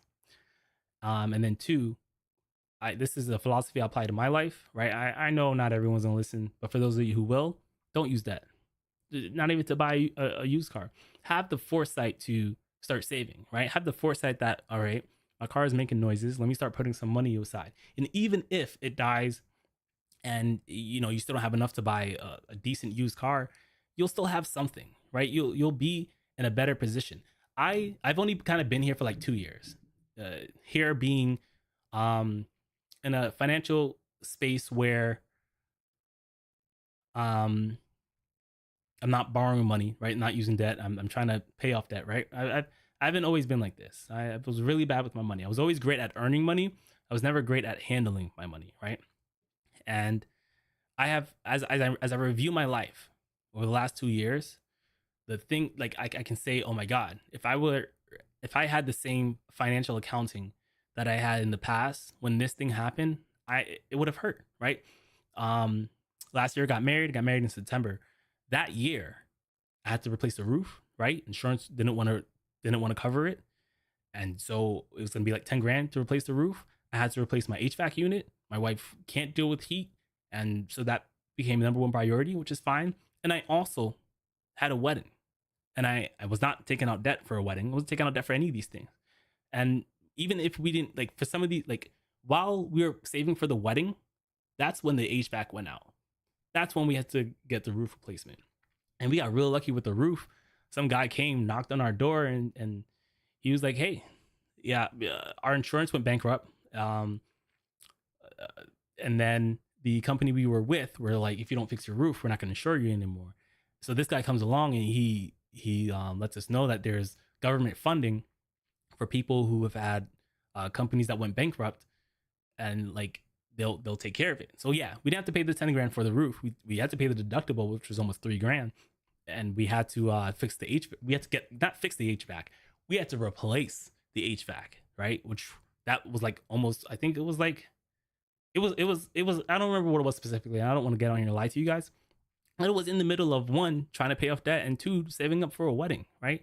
Our wedding ended up costing about 12 grand. Very frugal. We did a very great job. And my favorite part of the wedding, right, when it was all over, it was just me and my wife sitting in the living room. It was when we were able to breathe, right? And then we started talking about how, you know, people who might have taken out debt for the wedding, they wouldn't have been able to breathe, right? That moment that we had where we were able to just let go and breathe, other people might not have had it. So, you know, when I'm reviewing the things that have happened to us financially, even the car accident, right? I'm not. I need to make that video explaining the full process, but I've already revealed that my car was totaled, right? It's gone, and I did not have to wait for insurance to give me money, because we had enough money saved out to where I can go on Facebook Marketplace, look at all these cars, and if I found a really good deal, I could jump on it. because we had that money. If I were living how I was living before, right, not financially being aware, I'd be I don't know where I would be. We probably would have lost the house. We probably wouldn't have insurance. I probably wouldn't be able to do Uber and Lyft if we're being honest. But because I'm trying to improve my financial situation, like in the act of trying, it puts you in a better position to where if you didn't try at all. And that's that. You know what? Forget this article. Let's move on to what I think uh, you guys should be doing. It's a system. It's still a little rough, but I want to share with you. It's what I'm calling the Rideshare exit plan. Right? It's pretty much just a couple steps, a little system that I put together to help guide you guys to just being in a better financial position versus if you didn't do this at all. Right? So the start, right, is just to pick your destination. Right? None of this matters unless you understand what your goal is and why you're heading to that destination. Right? For me, I want to be a full-time YouTuber. When someday I will be done with Uber and Lyft. I don't mind driving, but if I didn't have to be an Uber Lyft driver, I wouldn't be. I just like the flexibility it gives, and it pays well now, right? The pay is decreasing, but for what I need it for getting out of debt, it allows me to work 70 hours if I want to, so I can get out of debt quicker, right? I might have been paid more per hour when I was a district manager, but as a salary employee, you don't get overtime. No matter how much you work, you don't get more money. So it wasn't ideal for what I needed, right? So my destination is my overall destination was to work a job so that when I start a family, I can be involved with the family, right? And I learned that I like YouTube, and I'll start different channels once I'm debt free. Maybe I'll cover news here, but I'm gonna be doing different things. I already have a diabetic channel, right? I'm diabetic. I'm not making videos on it right now because I don't have time, but I will once I'm debt free. But that's my destination for now. My destination is to create a life where I can make money doing the things I love, right? And it's harder to do that when you have debt, when you have payments. So that's my destination, right? So figure out what your destination is. In fact, let me know what you want in chat. Like, let me know what's that thing that you always wanted to do, but financial life has just gotten in the way, right? Let me know what that thing is. I want to see it. So that's how you start. That's how you start on a journey. You figure out your destination. And then the next one is what I call mile marker one. And that's, you got to create a budget. Nothing else that we're going to talk about, nothing else that I'm going to suggest matters if you don't have a budget, because a budget tells you down to the penny how much money you need to make a month. And like, once you figure out how much money you need to make a month to survive, you start to learn how quickly you can achieve some of these goals. So I'm gonna show you my actual budget for September, right? I'm gonna show you what I made. I'm gonna make it available. In fact, what I'll do is I'll share it. I'm gonna share it right now. I'm gonna put it in chat. You won't always have free access to this, but anyone who is here right now, I'm gonna let you have access to this for free, so you can make your own. But let me do that. I'm gonna share it now because I will forget. File, share. Here we go. Share with others. All right, so anyone with the link can do it. I'll give you guys viewer what you'll see it. You log into it, and then you have to create your own copy for your own personal use. Right? You're not gonna use mine. But here you go. Right? So it's in there. I'll pin it for a little bit. If it lets me. All right, I gotta pin it over here. All right, so it's up there, right? So we'll go back to the budget that I made. Simple. I'm gonna update it, right? So this is not the final version. This was the quick version I threw together today, and I'm gonna add like a section for like business, right? For your rideshare business, so you can start making a budget for your rideshare business. I just don't know how I'm gonna do it yet, but this is basic home business, right? This is the budget for my house between my wife and I. All right, so this is the real numbers here. Real numbers, real things.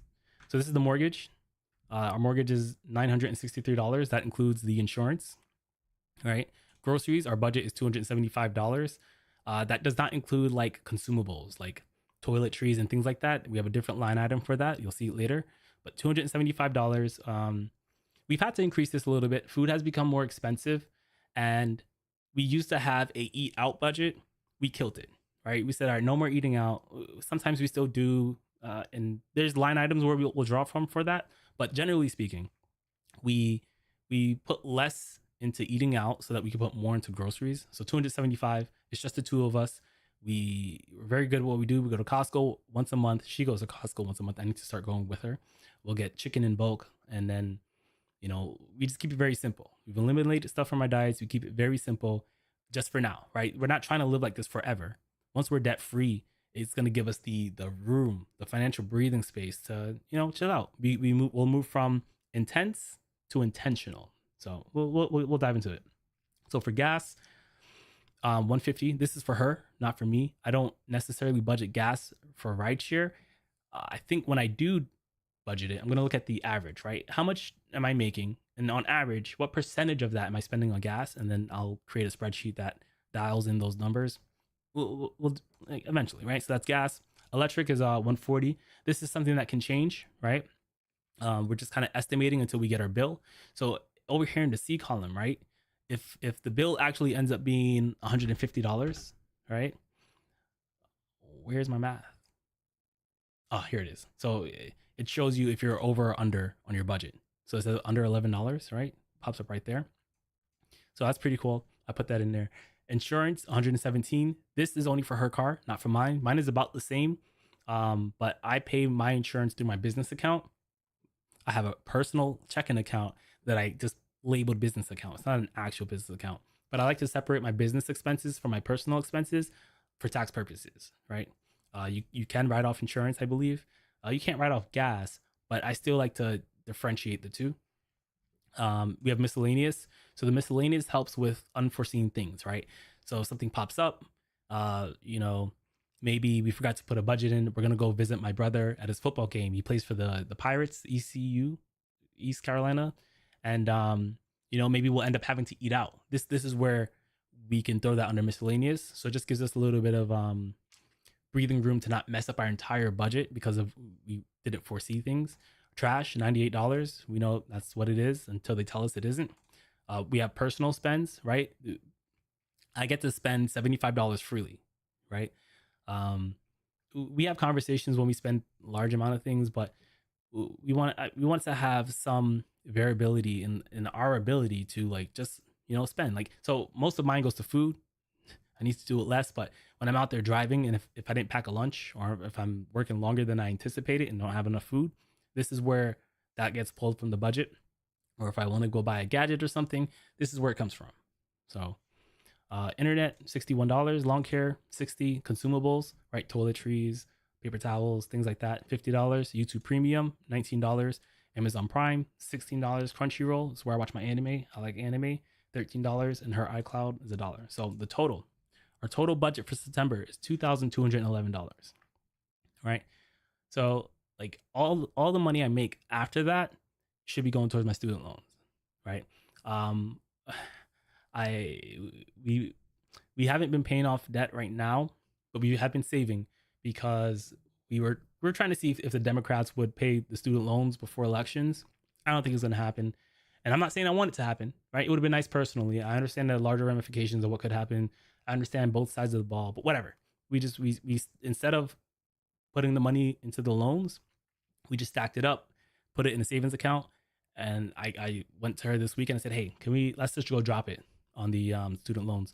So when I reveal my net worth next week, I'm going to show you all of my accounts, all of my debt, all of my investing. And I'm going to start doing that every stream. Like I'm going to start talking about how much money I paid off this week, every stream. And that's going to help me like stay motivated, stay on top of it. And that's also going to help me be transparent. So yeah, so the way this budget works is, you put in what you like at the end of the month when you're looking at it, you put in what you actually spent, and it'll tell you, and it tells you what you have left over. So I'll put some more work on it. You can put notes, but you guys have access to it. let's go back over to the Rideshare exit plan, right? So mile marker 1 was the budget. I just kind of showed you how my budget works. So once you have your budget, right, now you need to go and get a starter emergency fund, right? Starter. The key word here is starter. This isn't going to be a long-term emergency fund. This is what you're going to be to help insulate you from things that could go wrong, like immediately, right? So when I started my plan, I used the Dave Ramsey baby steps. His starter emergency fund is $1,000. I think that a rideshare driver's starter emergency fund should be $2,500, right? For the most part, that will cover your average mechanical expense, unless it's like a transmission or engine. But it's also to make sure you have enough if you get in an accident to cover to cover the deductible from Uber and Lyft, right? I super recommend getting rideshare insurance, even if you have this emergency fund. But in my accident, the $2,500 did come up. I don't want to give too much information. You'll have to watch the full video for that. But it did come up in the whole process.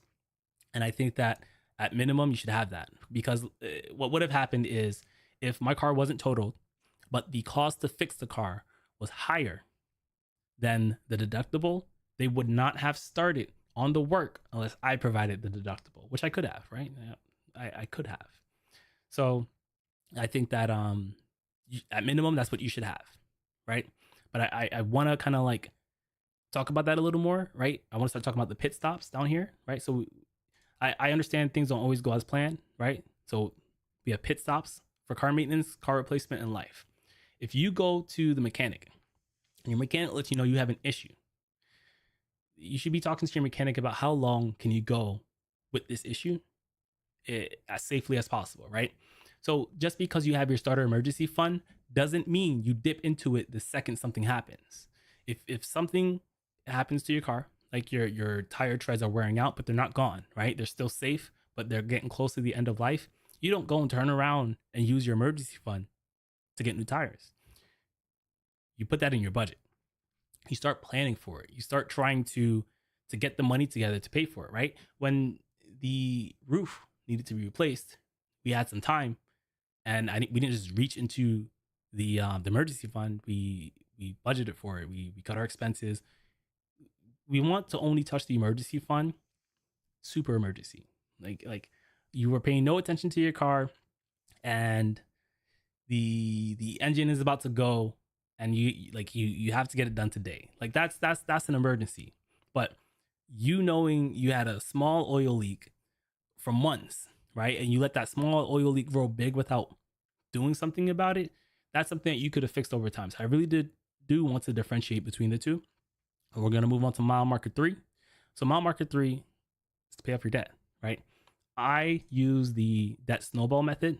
A lot of people will say the debt avalanche method is better. This is the debt snowball is where you pay off your smallest debt. And then once that's paid off, you take that payment and you roll it into the next debt, and you keep doing that. And what I found is that I think money is more personal. Like I think money's more psychological than it is math, right? The math behind money is pretty simple, but we still fail at it, right? And it's not because of the math, it's because of the psychological aspects of money. And if you have a credit card, $1,000 credit card, and you pay it off, that's a quick win, right? And that helps build some momentum. And then the payment that you would have been making, here's a good example, right? I had a car loan initially, paid off the car, paid off my wife's car. My car loan was like what? Rounding up $300. Her was like rounding up $400. So once those car payments were paid off, we now have $700 extra that we can throw at other debt, right? So it adds up over time. It gives you that quick win, that it gives you that drive to go and do this. The avalanche method is where you order your debt by interest rates. But the thing about that is, like, typically your lower interest rate debt has a higher number. So you're gonna be spending a long time paying off that higher number, and you're gonna feel like you're not going anywhere, like you're a hamster in a wheel. And so I don't recommend. Like, imagine if I were trying to pay off my $90,000 worth of student loans first before paying off my car loan. If I did that and I got into my accident, I'd be sitting there with no car and a car loan. So I strongly recommend paying off your lowest first. If you want to jump to paying off your car first, right? If you want to skip all those other bills and pay off your cars, I wouldn't be upset with you. That's not how we did it. But, especially if you have a high car payment, and you definitely don't want to be caught in an accident with a car payment. You don't want to be caught with Uber and Lyft, like paying you even less than you are now with a car payment. I'm able to, like, just my day to day, like, emotional level, like when I'm getting bad rides and, when it's a slow day, I don't worry as much as other drivers do. And that's because their car is on the line, their home is on the line. But because I don't have that car payment, because my expenses are lower, the amount of stress I feel as I watch Uber and Lyft take more money away from drivers is a lot less. I get a lot of flack on here how I don't attack Uber and Lyft a lot, and it's because honestly I don't care about Uber and Lyft. I don't think the government's gonna come and save us. I think that if you're waiting for the government to fix Uber and Lyft, you're doomed, right? There's some markets where it works, but it takes a long time to implement laws. And then I don't think the government is ever a good financial plan, right? For the quality of life I want to live, relying on the government to fix my finances, it's not, I don't see that working out. It doesn't matter who's in office, right? Republican, Democrat. I want to create a financial life to where I'm insulated from them, right? When they make a bad decision and it affects me or affects people, I have enough like sustainability in my finances that it's irrelevant to me. Like I want to live my life without people interfering in it, and so you just don't wait for them, right? Don't rely on them. So you gotta do it yourself. So that's the payoff debt. We don't have to beat that horse too much. So mile marker 4 is the 6-month emergency fund. So right, once you're debt free, you want to build up 3 to 6 months, right? If you have a W-2 job or 4 job, whatever, if you have an actual job that's not independent contractor, you can do 3 months, right? If you are a self-employed person, you want to do 6 months, and this would be your base. Like you at this point, you'll want to increase your living style, right? You want to become more comfortable. We move from intensity into intentionality, and it's okay if you're spending more, you're eating out, you have a budget for date night. That's when that stuff becomes okay. Like, we're not trying to live like we're poor forever just until we're not poor, right? And so your 6-month emergency fund should be your basic 6-month emergency fund. If you are living at a lifestyle of 5,000 per month, right? If you lose your job, and you say, all right, in this budget I can cut it down to 3,000, right? You want 3,000 times 6, right? That's what you want your 6-month emergency fund to be. And then the mile marker 5 is transition, right? That's at this stage where, as far as I'm concerned, you don't need me no more. You don't need advice from Tristan anymore. You're at the stage where you can do Uber and Lyft if that's what you want to stick with, while having enough margin in your finances to start paying for the things that gets you to that thing that we talked about earlier, right? That where, if you want to become a doctor, now you can go to school, right? Because you have that financial margin. Your bills aren't as like constrictive as it was before. That you want to start just feeding into that transition period. Like, what do I need to do to become that thing that Tristan said that I should now focus on at this stage? And that's where I want everyone, right? If you want to be a private driver long term, right? That's how you're gonna try to retire. If you're at mile marker 5, the likelihood of you being successful at that will be better than if you have debt, right? Or that you don't have your emergency fund. So that's where I want everyone to be. I think that's where a lot of us will find a lot of happiness again. We won't feel as much like it's a part of the rat race, and that's where we're gonna like. I had to realize this for myself. You don't really know if the decisions you make are because you're broke or not, right? The job that you have now, right? Did you do it because you didn't have money? The food that you eat now, is that because you don't have money? Once you have that ability to pay for certain things and the doors starting to unlock, you'll realize that the decision making you were making before was because you had a lack of. But because we spend so much time living in that scenario where we lack, we just think it's ingrained into like our personality, but it's not, right? And I want to get to this stage so badly so I can see who I am when I am at this stage. All right, but let's talk about the pit stops, right? So I have some pit stops down here, and it's for car maintenance, car replacement, life. right? At any point while you're trying to do the system, you're at any mile marker, something can happen, right? Let's not pretend like it can't. So if you have car maintenance coming up, you would want to pause where you are in that step, and you would want to save up as much as you can and take care of that maintenance, right? If you want to get to a point where your regular maintenance, right, like oil changes and things like that, you're budgeting for that. If you need to replace the car, uh, pause. Like if your car is over 100,000 miles, I think you should pause a little bit, pay your minimums on your debt, right? We're not paying any more extra towards it, and then start putting money aside in case something were to happen to your car, or if you need to get it replaced, right? I think $10,000 can get you pretty far with an Uber and Lyft, with a car. And then honestly, there's life, right? If you're trying to have a baby, I would pause, right? Not pause having a baby. I think that no matter where you are financially, if you want to have a baby, go ahead, have your baby. We need more humans in the world, right? But you would pause, stack up as much money as you can, right? Make sure your wife or your baby mama gets home healthy from that hospital with that baby, and that like nothing crazy is going on, right? Just you're just stacking up as much money, and then once like everyone's safe, everyone's home, everyone's healthy, you take that money you stacked and apply it to wherever you are in the steps, right? If it's your starter emergency fund, if it's your pay off debt, if it's your 6 month emergency fund, that's what I would recommend, right? I'm gonna try to become more detailed with the system, but I think it's a good place to start. If you're kind of just running around like a chicken with your head cut off and you have no financial plan, I think this is a good place to start. You can also check out. I got distracted. I was reading chat. I got distracted. You can also check out Dave Ramsey. He has a podcast. He does 3 hours of content Monday through Friday. Like Mondays 3 hours, Tuesdays 3 hours, and it's people calling in and they have questions about money. And eventually, you're gonna hear something that's similar to what you're in, and it gives you something to listen to while you're doing rides. Right. So I definitely recommend checking out his podcast. The last thing I'm gonna do is I want to go through my finances. Right. I said I would. I was supposed to do it at the beginning, and I didn't. And now we're here. I'm gonna quickly go through the comments. You guys have been active over there, so I'm gonna see what you guys are up to.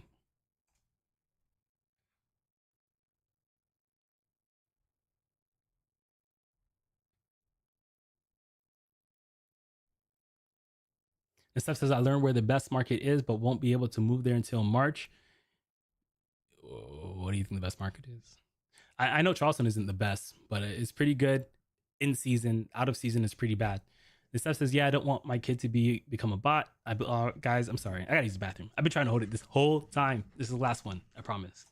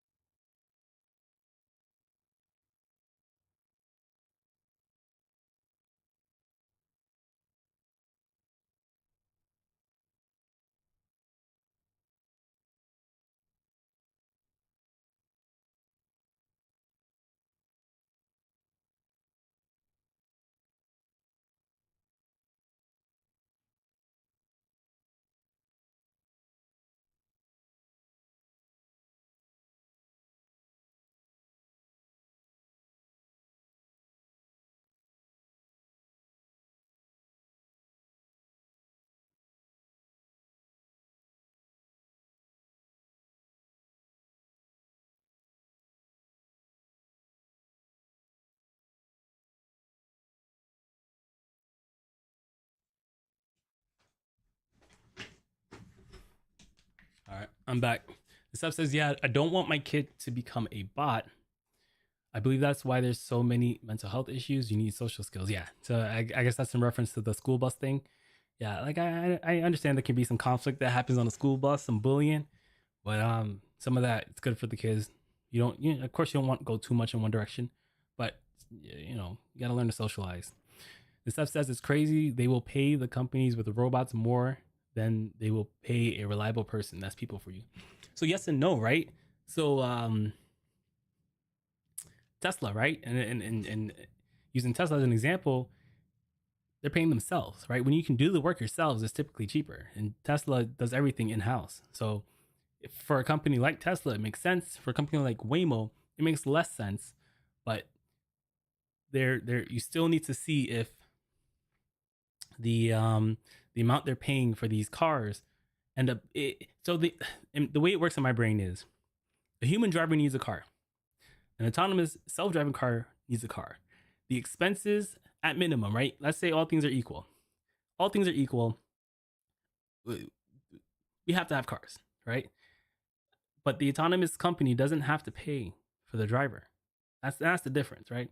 Now, what they need to figure out, and I'm sure they have, right, or else they wouldn't be doing this, is are all the other expenses involved with autonomous driving worth it? And if they're doing it, it's because they've decided that it is.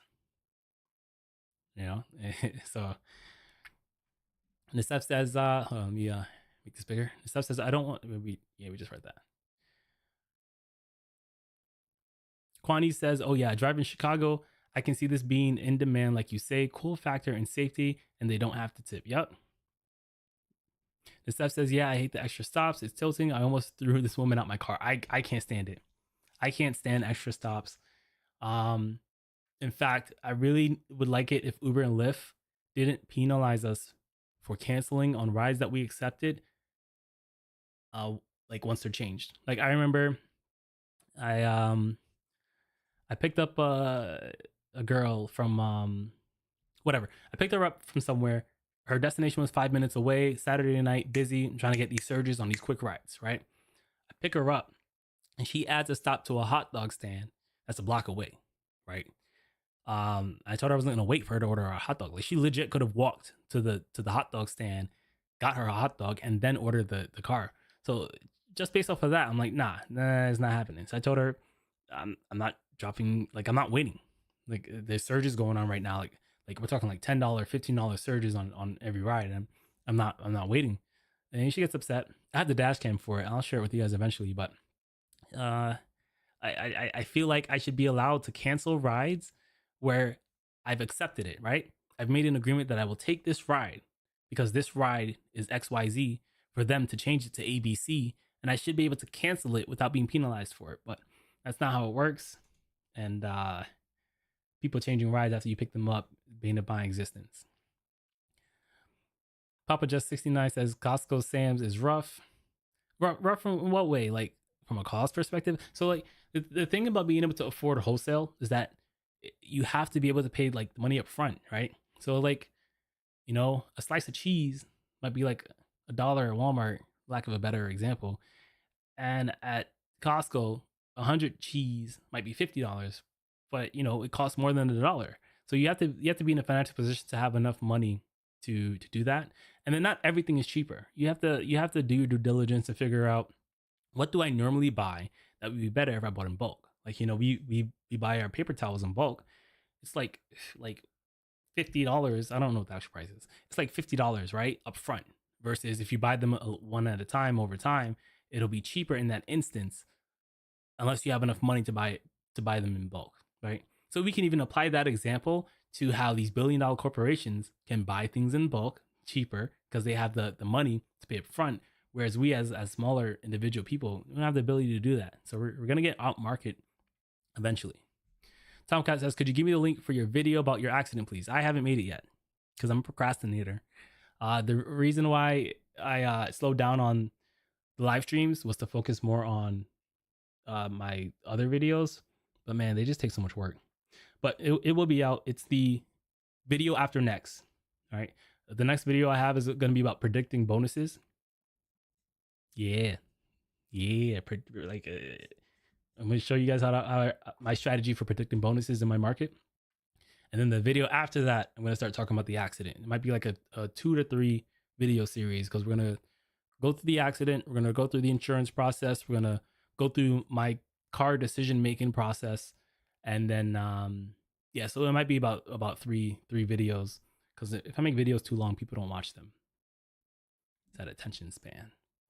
So Tom says your editing is pretty good. I'd imagine you'd make more doing that full time.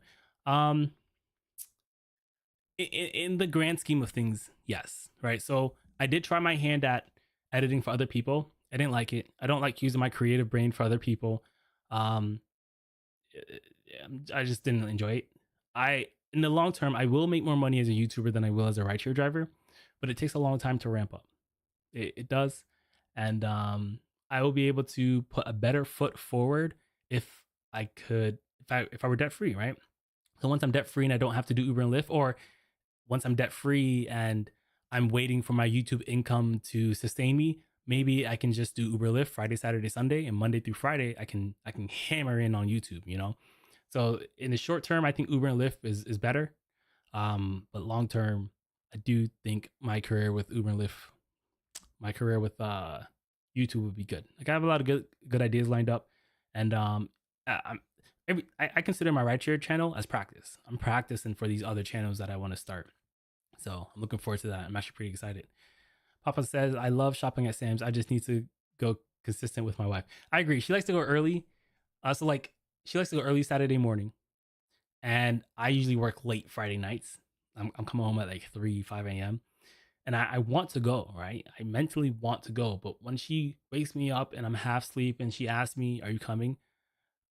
It increases the chances of me saying no. But even though I want to go, you know, but I do want to be part of that process. Um, I am trying new things from a diet perspective, and I want to be able to be there to pick the food. I want to see what snacks I can start bringing with me while I'm doing rideshare instead of like buying food. So, all right. So, just one more thing to do. All right, it's 3:50. Oh, 2 hours. We're doing good. So, I typically at the beginning of every stream, I share how much money I make, and we talk about how much money other drivers made last week, and I want to keep that tradition alive. We're not gonna blow past it. So the first thing I do is I show proof. I'm always accused of lying to you guys. So I like to show proof whenever possible. And let me pull up my Lyft app.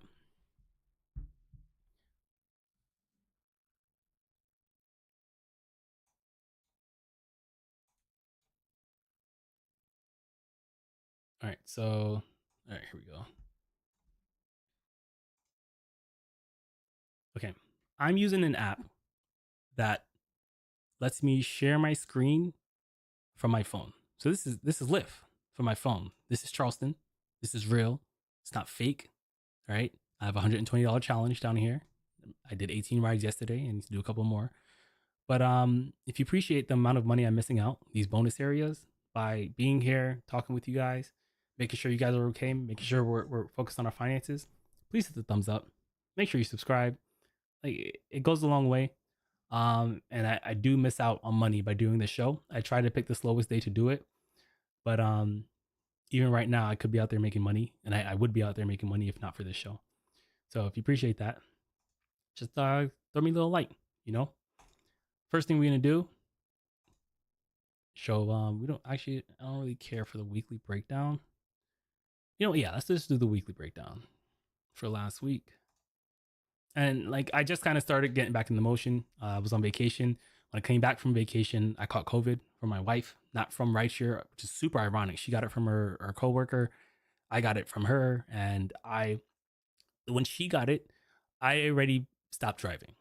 Right, I am not risking passengers, and I'm in a financial place to where I don't feel the pressure to risk passengers. You know, so yeah, so $828. 33 cents last week. I didn't work every single day. I had some slow days. I had some great days, right? People think my market's fantastic, and I'm going to show you something that says it's okay, and that the part that is fantastic is the strategy I'm using in my market, right? I'm going to show proof of that. So I hate book time, right? I'll show you the online time, but the app shows us booked. So it says 18 hours, 45 minutes booked, right? 441 miles booked, which would be about $2 per mile, a little less than $2 per mile. Let's see what that booked hourly comes out to. I keep pressing the wrong buttons. Bring up my calculator. It's gonna appear behind me. All right, so $828. I did get a $20 tip. I'll add that here. $20 cash tip. I got more tips than that, but it's just a $20 cash tip. Cool story about that. Lady, she needed ATM. She's going to the airport, but it was late. I just said, hey, give me the cash and I'll cash app you. And she tipped me extra $20 as a result on a very short trip. So just being nice. Didn't do it for anything, but whatever. We'll just call that 19 hours. So divide it by 19. So as far as booked goes, $44 an hour, but booked is not the whole story. I prefer online time. I think door-to-door time is best, but I haven't found a great way to track that. So I'm gonna show you the online time in a second. So we see passenger payments, $961.54.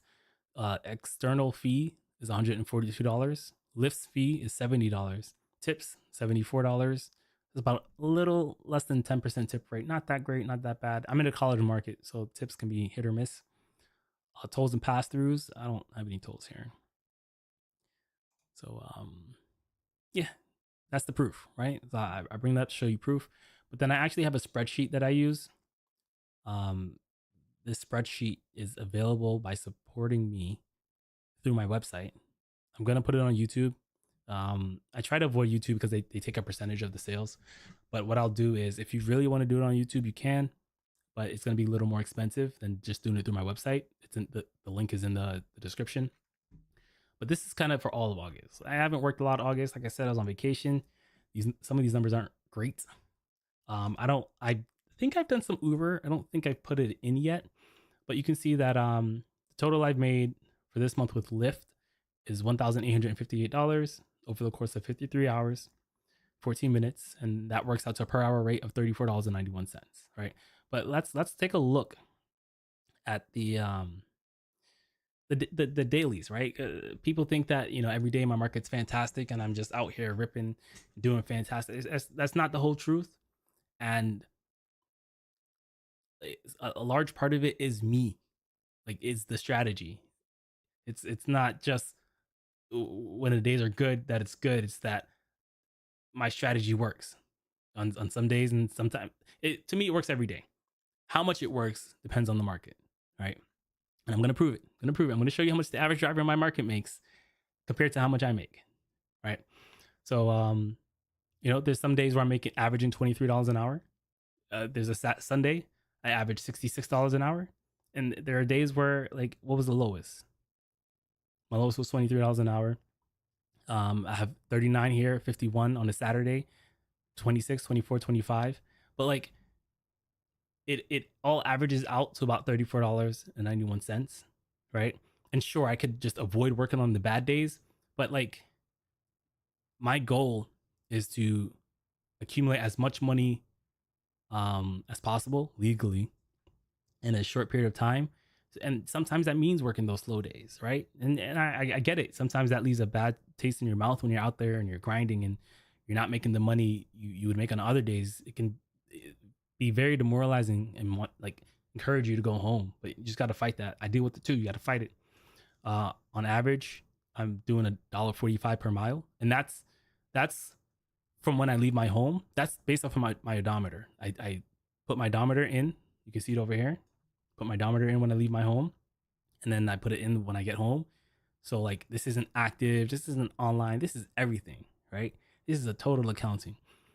Most YouTubers who show their numbers don't show you this. They focus on the book time, they'll focus on the active time. But if I'm trying to run my business accurately, I need more accurate numbers. And that's not to say that those numbers don't matter. I just think that they're not always the best number. And I think this number is the best. The other numbers matter, but I think this number is the best. I did have a huge expense despite not driving a lot for $1,200. That was for the shocks and the struts and all of that. Got all of them replaced at once. And I did some other stuff. It's not the only thing I did. I went in there and they gave me a list and I said, all right, let's do that. So, the car's looking good for now. It'll go for a while. I can't wait to share the car with you. You can see how much I spent in gas. Every time I go to the gas station, I just put in the amount. Gas has been really cheap. I haven't paid more than $30. I ordered some face masks because I don't know how effective they are.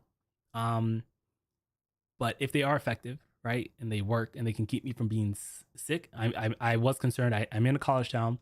College students come, they drink, they're loud in the car, they're spitting everywhere. If I can avoid being sick, because COVID took me out, it gave me a migraine. There's nothing I could do, and that is going to get in the way of paying off my debt. So if I can be as safe as possible as far as that's concerned, that's okay. I had to make sure I got the face mask that I could wear with my glasses. One thing I really hated was when you breathe and the not so good face mask, the air just comes up and it fogs up your glasses. So I paid a little more. I went on Reddit and I there's a face mask subreddit where people who wear glasses recommended getting let me see if I can make this bigger. Alsair, I think it's pronounced, and it's very nice quality. I haven't opened it yet. I haven't used it yet. I'm gonna use it this weekend. I'm not gonna just have it on 24/7. I'm just gonna put it on when I think that the likelihood of of people's germs reaching my face is high, and that's when everyone's drinking and have a full car. So, so yeah. So my expenses are real high for this month. My true hourly is $6 because I haven't been working a lot, and I decided that this was the month that I would fix my car. But I do plan on going hard. Like, just generally speaking, I wanna make sure that I'm working every day. If like I'm having an off day and I don't feel like working, I want to make sure I'm going out for the busiest 4 hours of that day. I want to get in a habit of working every single day. Maybe I'll take a day off here and there, but like when I get off this live stream, I'm gonna go and work, right? I'm gonna go and like work the busiest hours, right? Even if I don't have to be out all night, that's okay. I'm getting into the habit of like let's get a little more intentional. Let's get a little more intensity and let's start grinding, right? I know that I'll probably maybe once a month I'll do a 70-hour week, and I know that when you work that many hours, you're gonna be working a lot of slow hours too, and I have to overcome um people's opinions from people who don't understand the picture, who don't understand the drive, who don't understand why I'm working as much as I'm working. Because I know that like 5 years from now, the people who are like, man, going out there getting more debt, just I don't think it's gonna work out very well for them. But whatever, right? I'm just trying to focus more on what I have going on. I'm trying to stay more in tune with what I know works, and I have a really bad habit. I have a really bad habit of going off on people who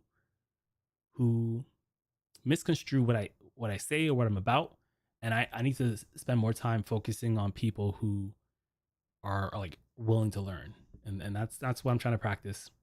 I do want to show you something on Twitter, right? This I'm gonna be honest with you. The stream is pretty much over. I want to show you some conversations I've been having on Twitter, some debates, some interesting things that you guys might enjoy in an effort to convince you to follow me over there as well. Right now, that's probably the best place to interact with me is on Twitter. I'm gonna start being more active in my Discord. Discord is like a channel that's focused on my channel where we can chat, you can share things. It's all that stuff is linked below. But before I hop over to Twitter, I see some more chats popping up, so I'm gonna see what you guys are saying.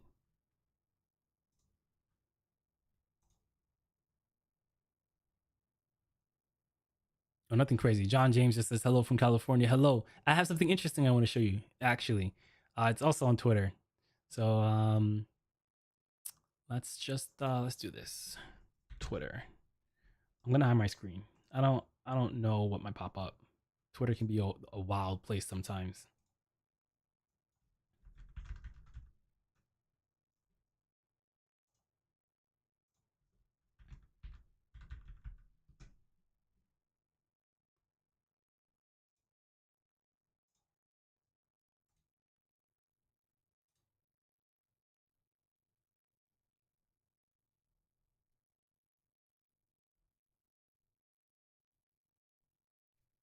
All right, so I found it. So this was shared with me by another driver on Twitter. He says, "I hear constant noise about how my market is so helplessly horrible and nobody can make any money, and yet I know that I can do better.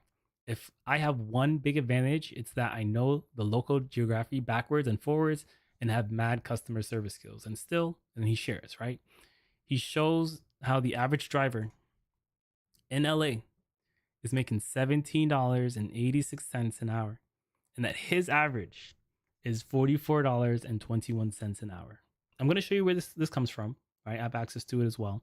I don't have access to like this specific metric in other people's markets, but it's not a full story, right? We don't know how many hours he worked. He could have worked the best 4 hours of the week and made that amount of money, right? That could have been what happened.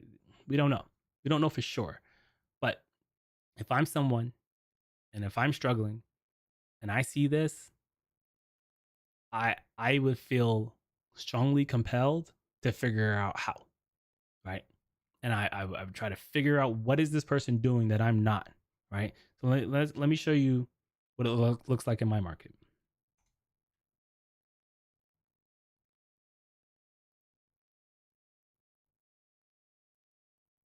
Once I figure out how to navigate, there we go. All right, so the app that comes from is called the Solo app. It's linked below. They do have a 7-day free trial. There are things you can do on it for free, but if you want to see how much people are making in other markets, I think that's a paid feature. But there's a 7-day free trial, and even if you don't use it beyond the 7 days, it's linked below. That's fine. I think that drivers should hold on. I'm still navigating over here.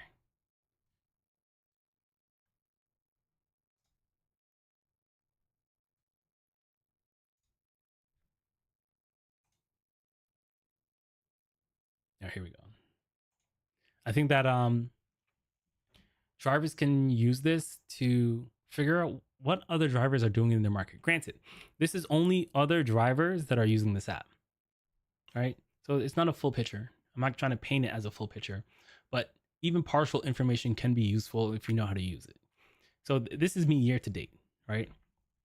I need more. I need to make more money, but over making $32,000, I've averaged $40 an hour, and this pulls the numbers directly from your app. There's no faking this. You log in with your Uber account, you log in with your Lyft account, and it pulls from that. There's no faking it, right? The average Charleston driver is making $20.20, right? Let me see if I can zoom in here. $20.20. I'm averaging $40 an hour. That's online time, not active time. That's online time, right? $40 an hour. Sometimes I get offended because I'll share my numbers and I'll get a lot of naysayers and they'll just be like, "Oh, you're in a great market, this, that, and the third." I don't think my market's top 10. Is it top 20? Maybe. There's certain months where it might be top 10, right? I think March, my market is a top 10 market for sure. But my market is heavily dependent on tourists, heavily dependent on students. When those two things are gone, dead. I might as well deliver groceries. Honestly, that's probably what I'm going to do this Christmas season. If you're new here, Christmas is very, very slow. Prepare yourself, right? I expect it to be worse than last winter. Winter was pretty bad. But yes, your market matters, but your strategy in your market matters most, right? I agree that in a bad market, you live in some city in Kansas that doesn't have a large population. There's probably nothing you can really, really, truly do to make significantly more money. But what I like about this app is like, it does need some more information, but I can look at the top drivers in all metros or per city, right? So last week, according to Solo, right, someone could have made more money than this, but according to the drivers who use this app, this person from Rochester made $3,199, right? Now it doesn't say if they had bonuses, if they had this, or if they had that. And if you're from Rochester, New York, it's now your responsibility to figure out how this person did it, right? To do some digging, maybe go find this person, see what they're up to. It'll be difficult, but you see what I'm saying? Like, this person's from New York, 3,000. Chicago, right? I know we had someone in chat who's from Chicago. This person made $2,588. Maybe this person had to work 70 hours a week to get this, and maybe that's not something you want to do, but maybe that's something you should do considering the state of rideshare, right? It's not a full picture, but it for me and the way my brain works, and like my brain is always process improvement. What can I do to be better? What can I do to make more? What can I do to be more efficient? If I see someone making $2,588, I'm gonna like be obsessed with figuring out how can I do that, right? Because that's a click for me that lets me know that this is possible. Once I know something is possible, I start to say, why can't I do that? Maybe I can't because they're using a type of car I don't have, right? But like figuring that out is very important. And so like You can go to whatever your market is. I think someone requested Virginia Beach, all the way down with the V's. Oh my god. Oh guys, I'm scrolling.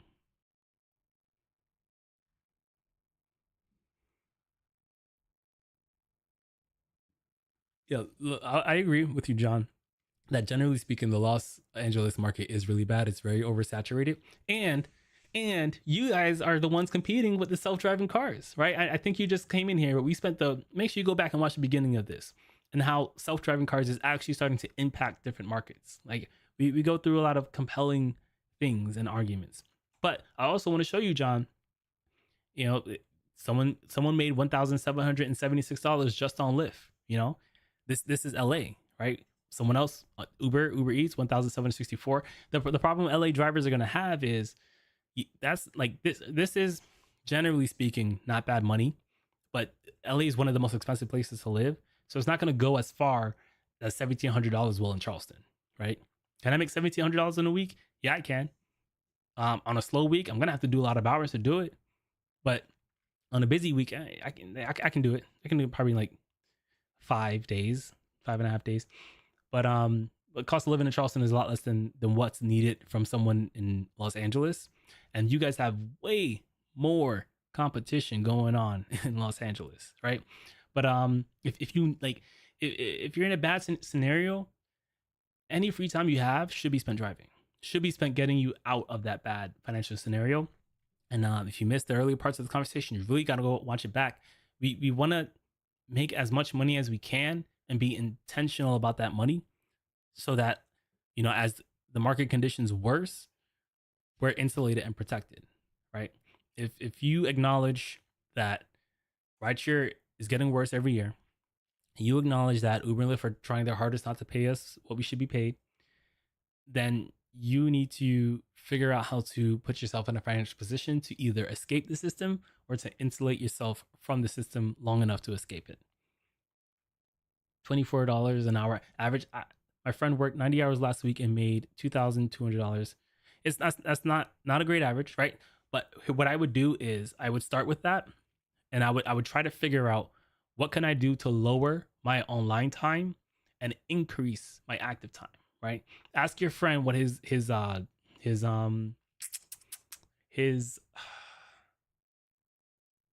what is that rate called? His decline rate? Is that, I don't think that's the proper term. Like, ask him what his cancellation rates and his acceptance rate, there we go, look like, right? If you notice that he has a low acceptance rate, that could be an excuse as to why he spent not 90 hours out there, right? Or right, if you look at his ride history and you're noticing between 3 and 6 p.m. he's not getting any rides, maybe that's not a time you want to be waiting out there, right? So it's I think that's a decent place to start, and just make sure you tell your friend, man, to be smart with that money. It, Working 90 hours a week is not sustainable. It's not. But if you're gonna do it for a short period of time because you have a financial goal that's gonna put you in a position to where you don't have to do that again, that's what the goal is, right? That's what I'm trying to teach here. He says he doesn't cancel any rides. He accepts all rides. All right, so he's doing his thing, and I assume he's doing it out of necessity, right? Is he renting? What kind of car does he drive? Starts at 4 a.m. every day. That's a good time to start.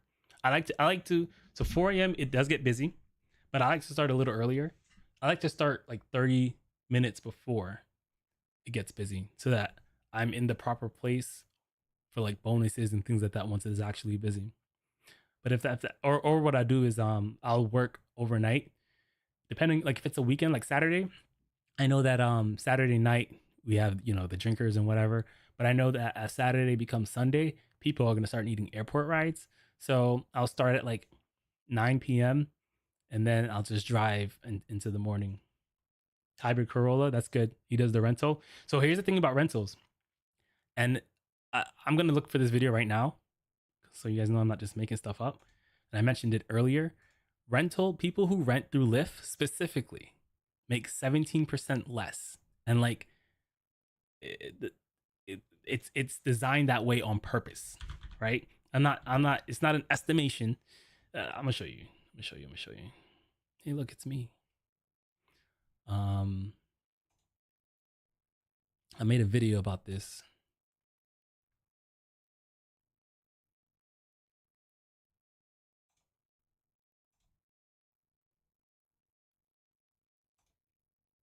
I rent a Tesla for $538 a week for $11.20. But then he messaged Lyft support. Here's what support says.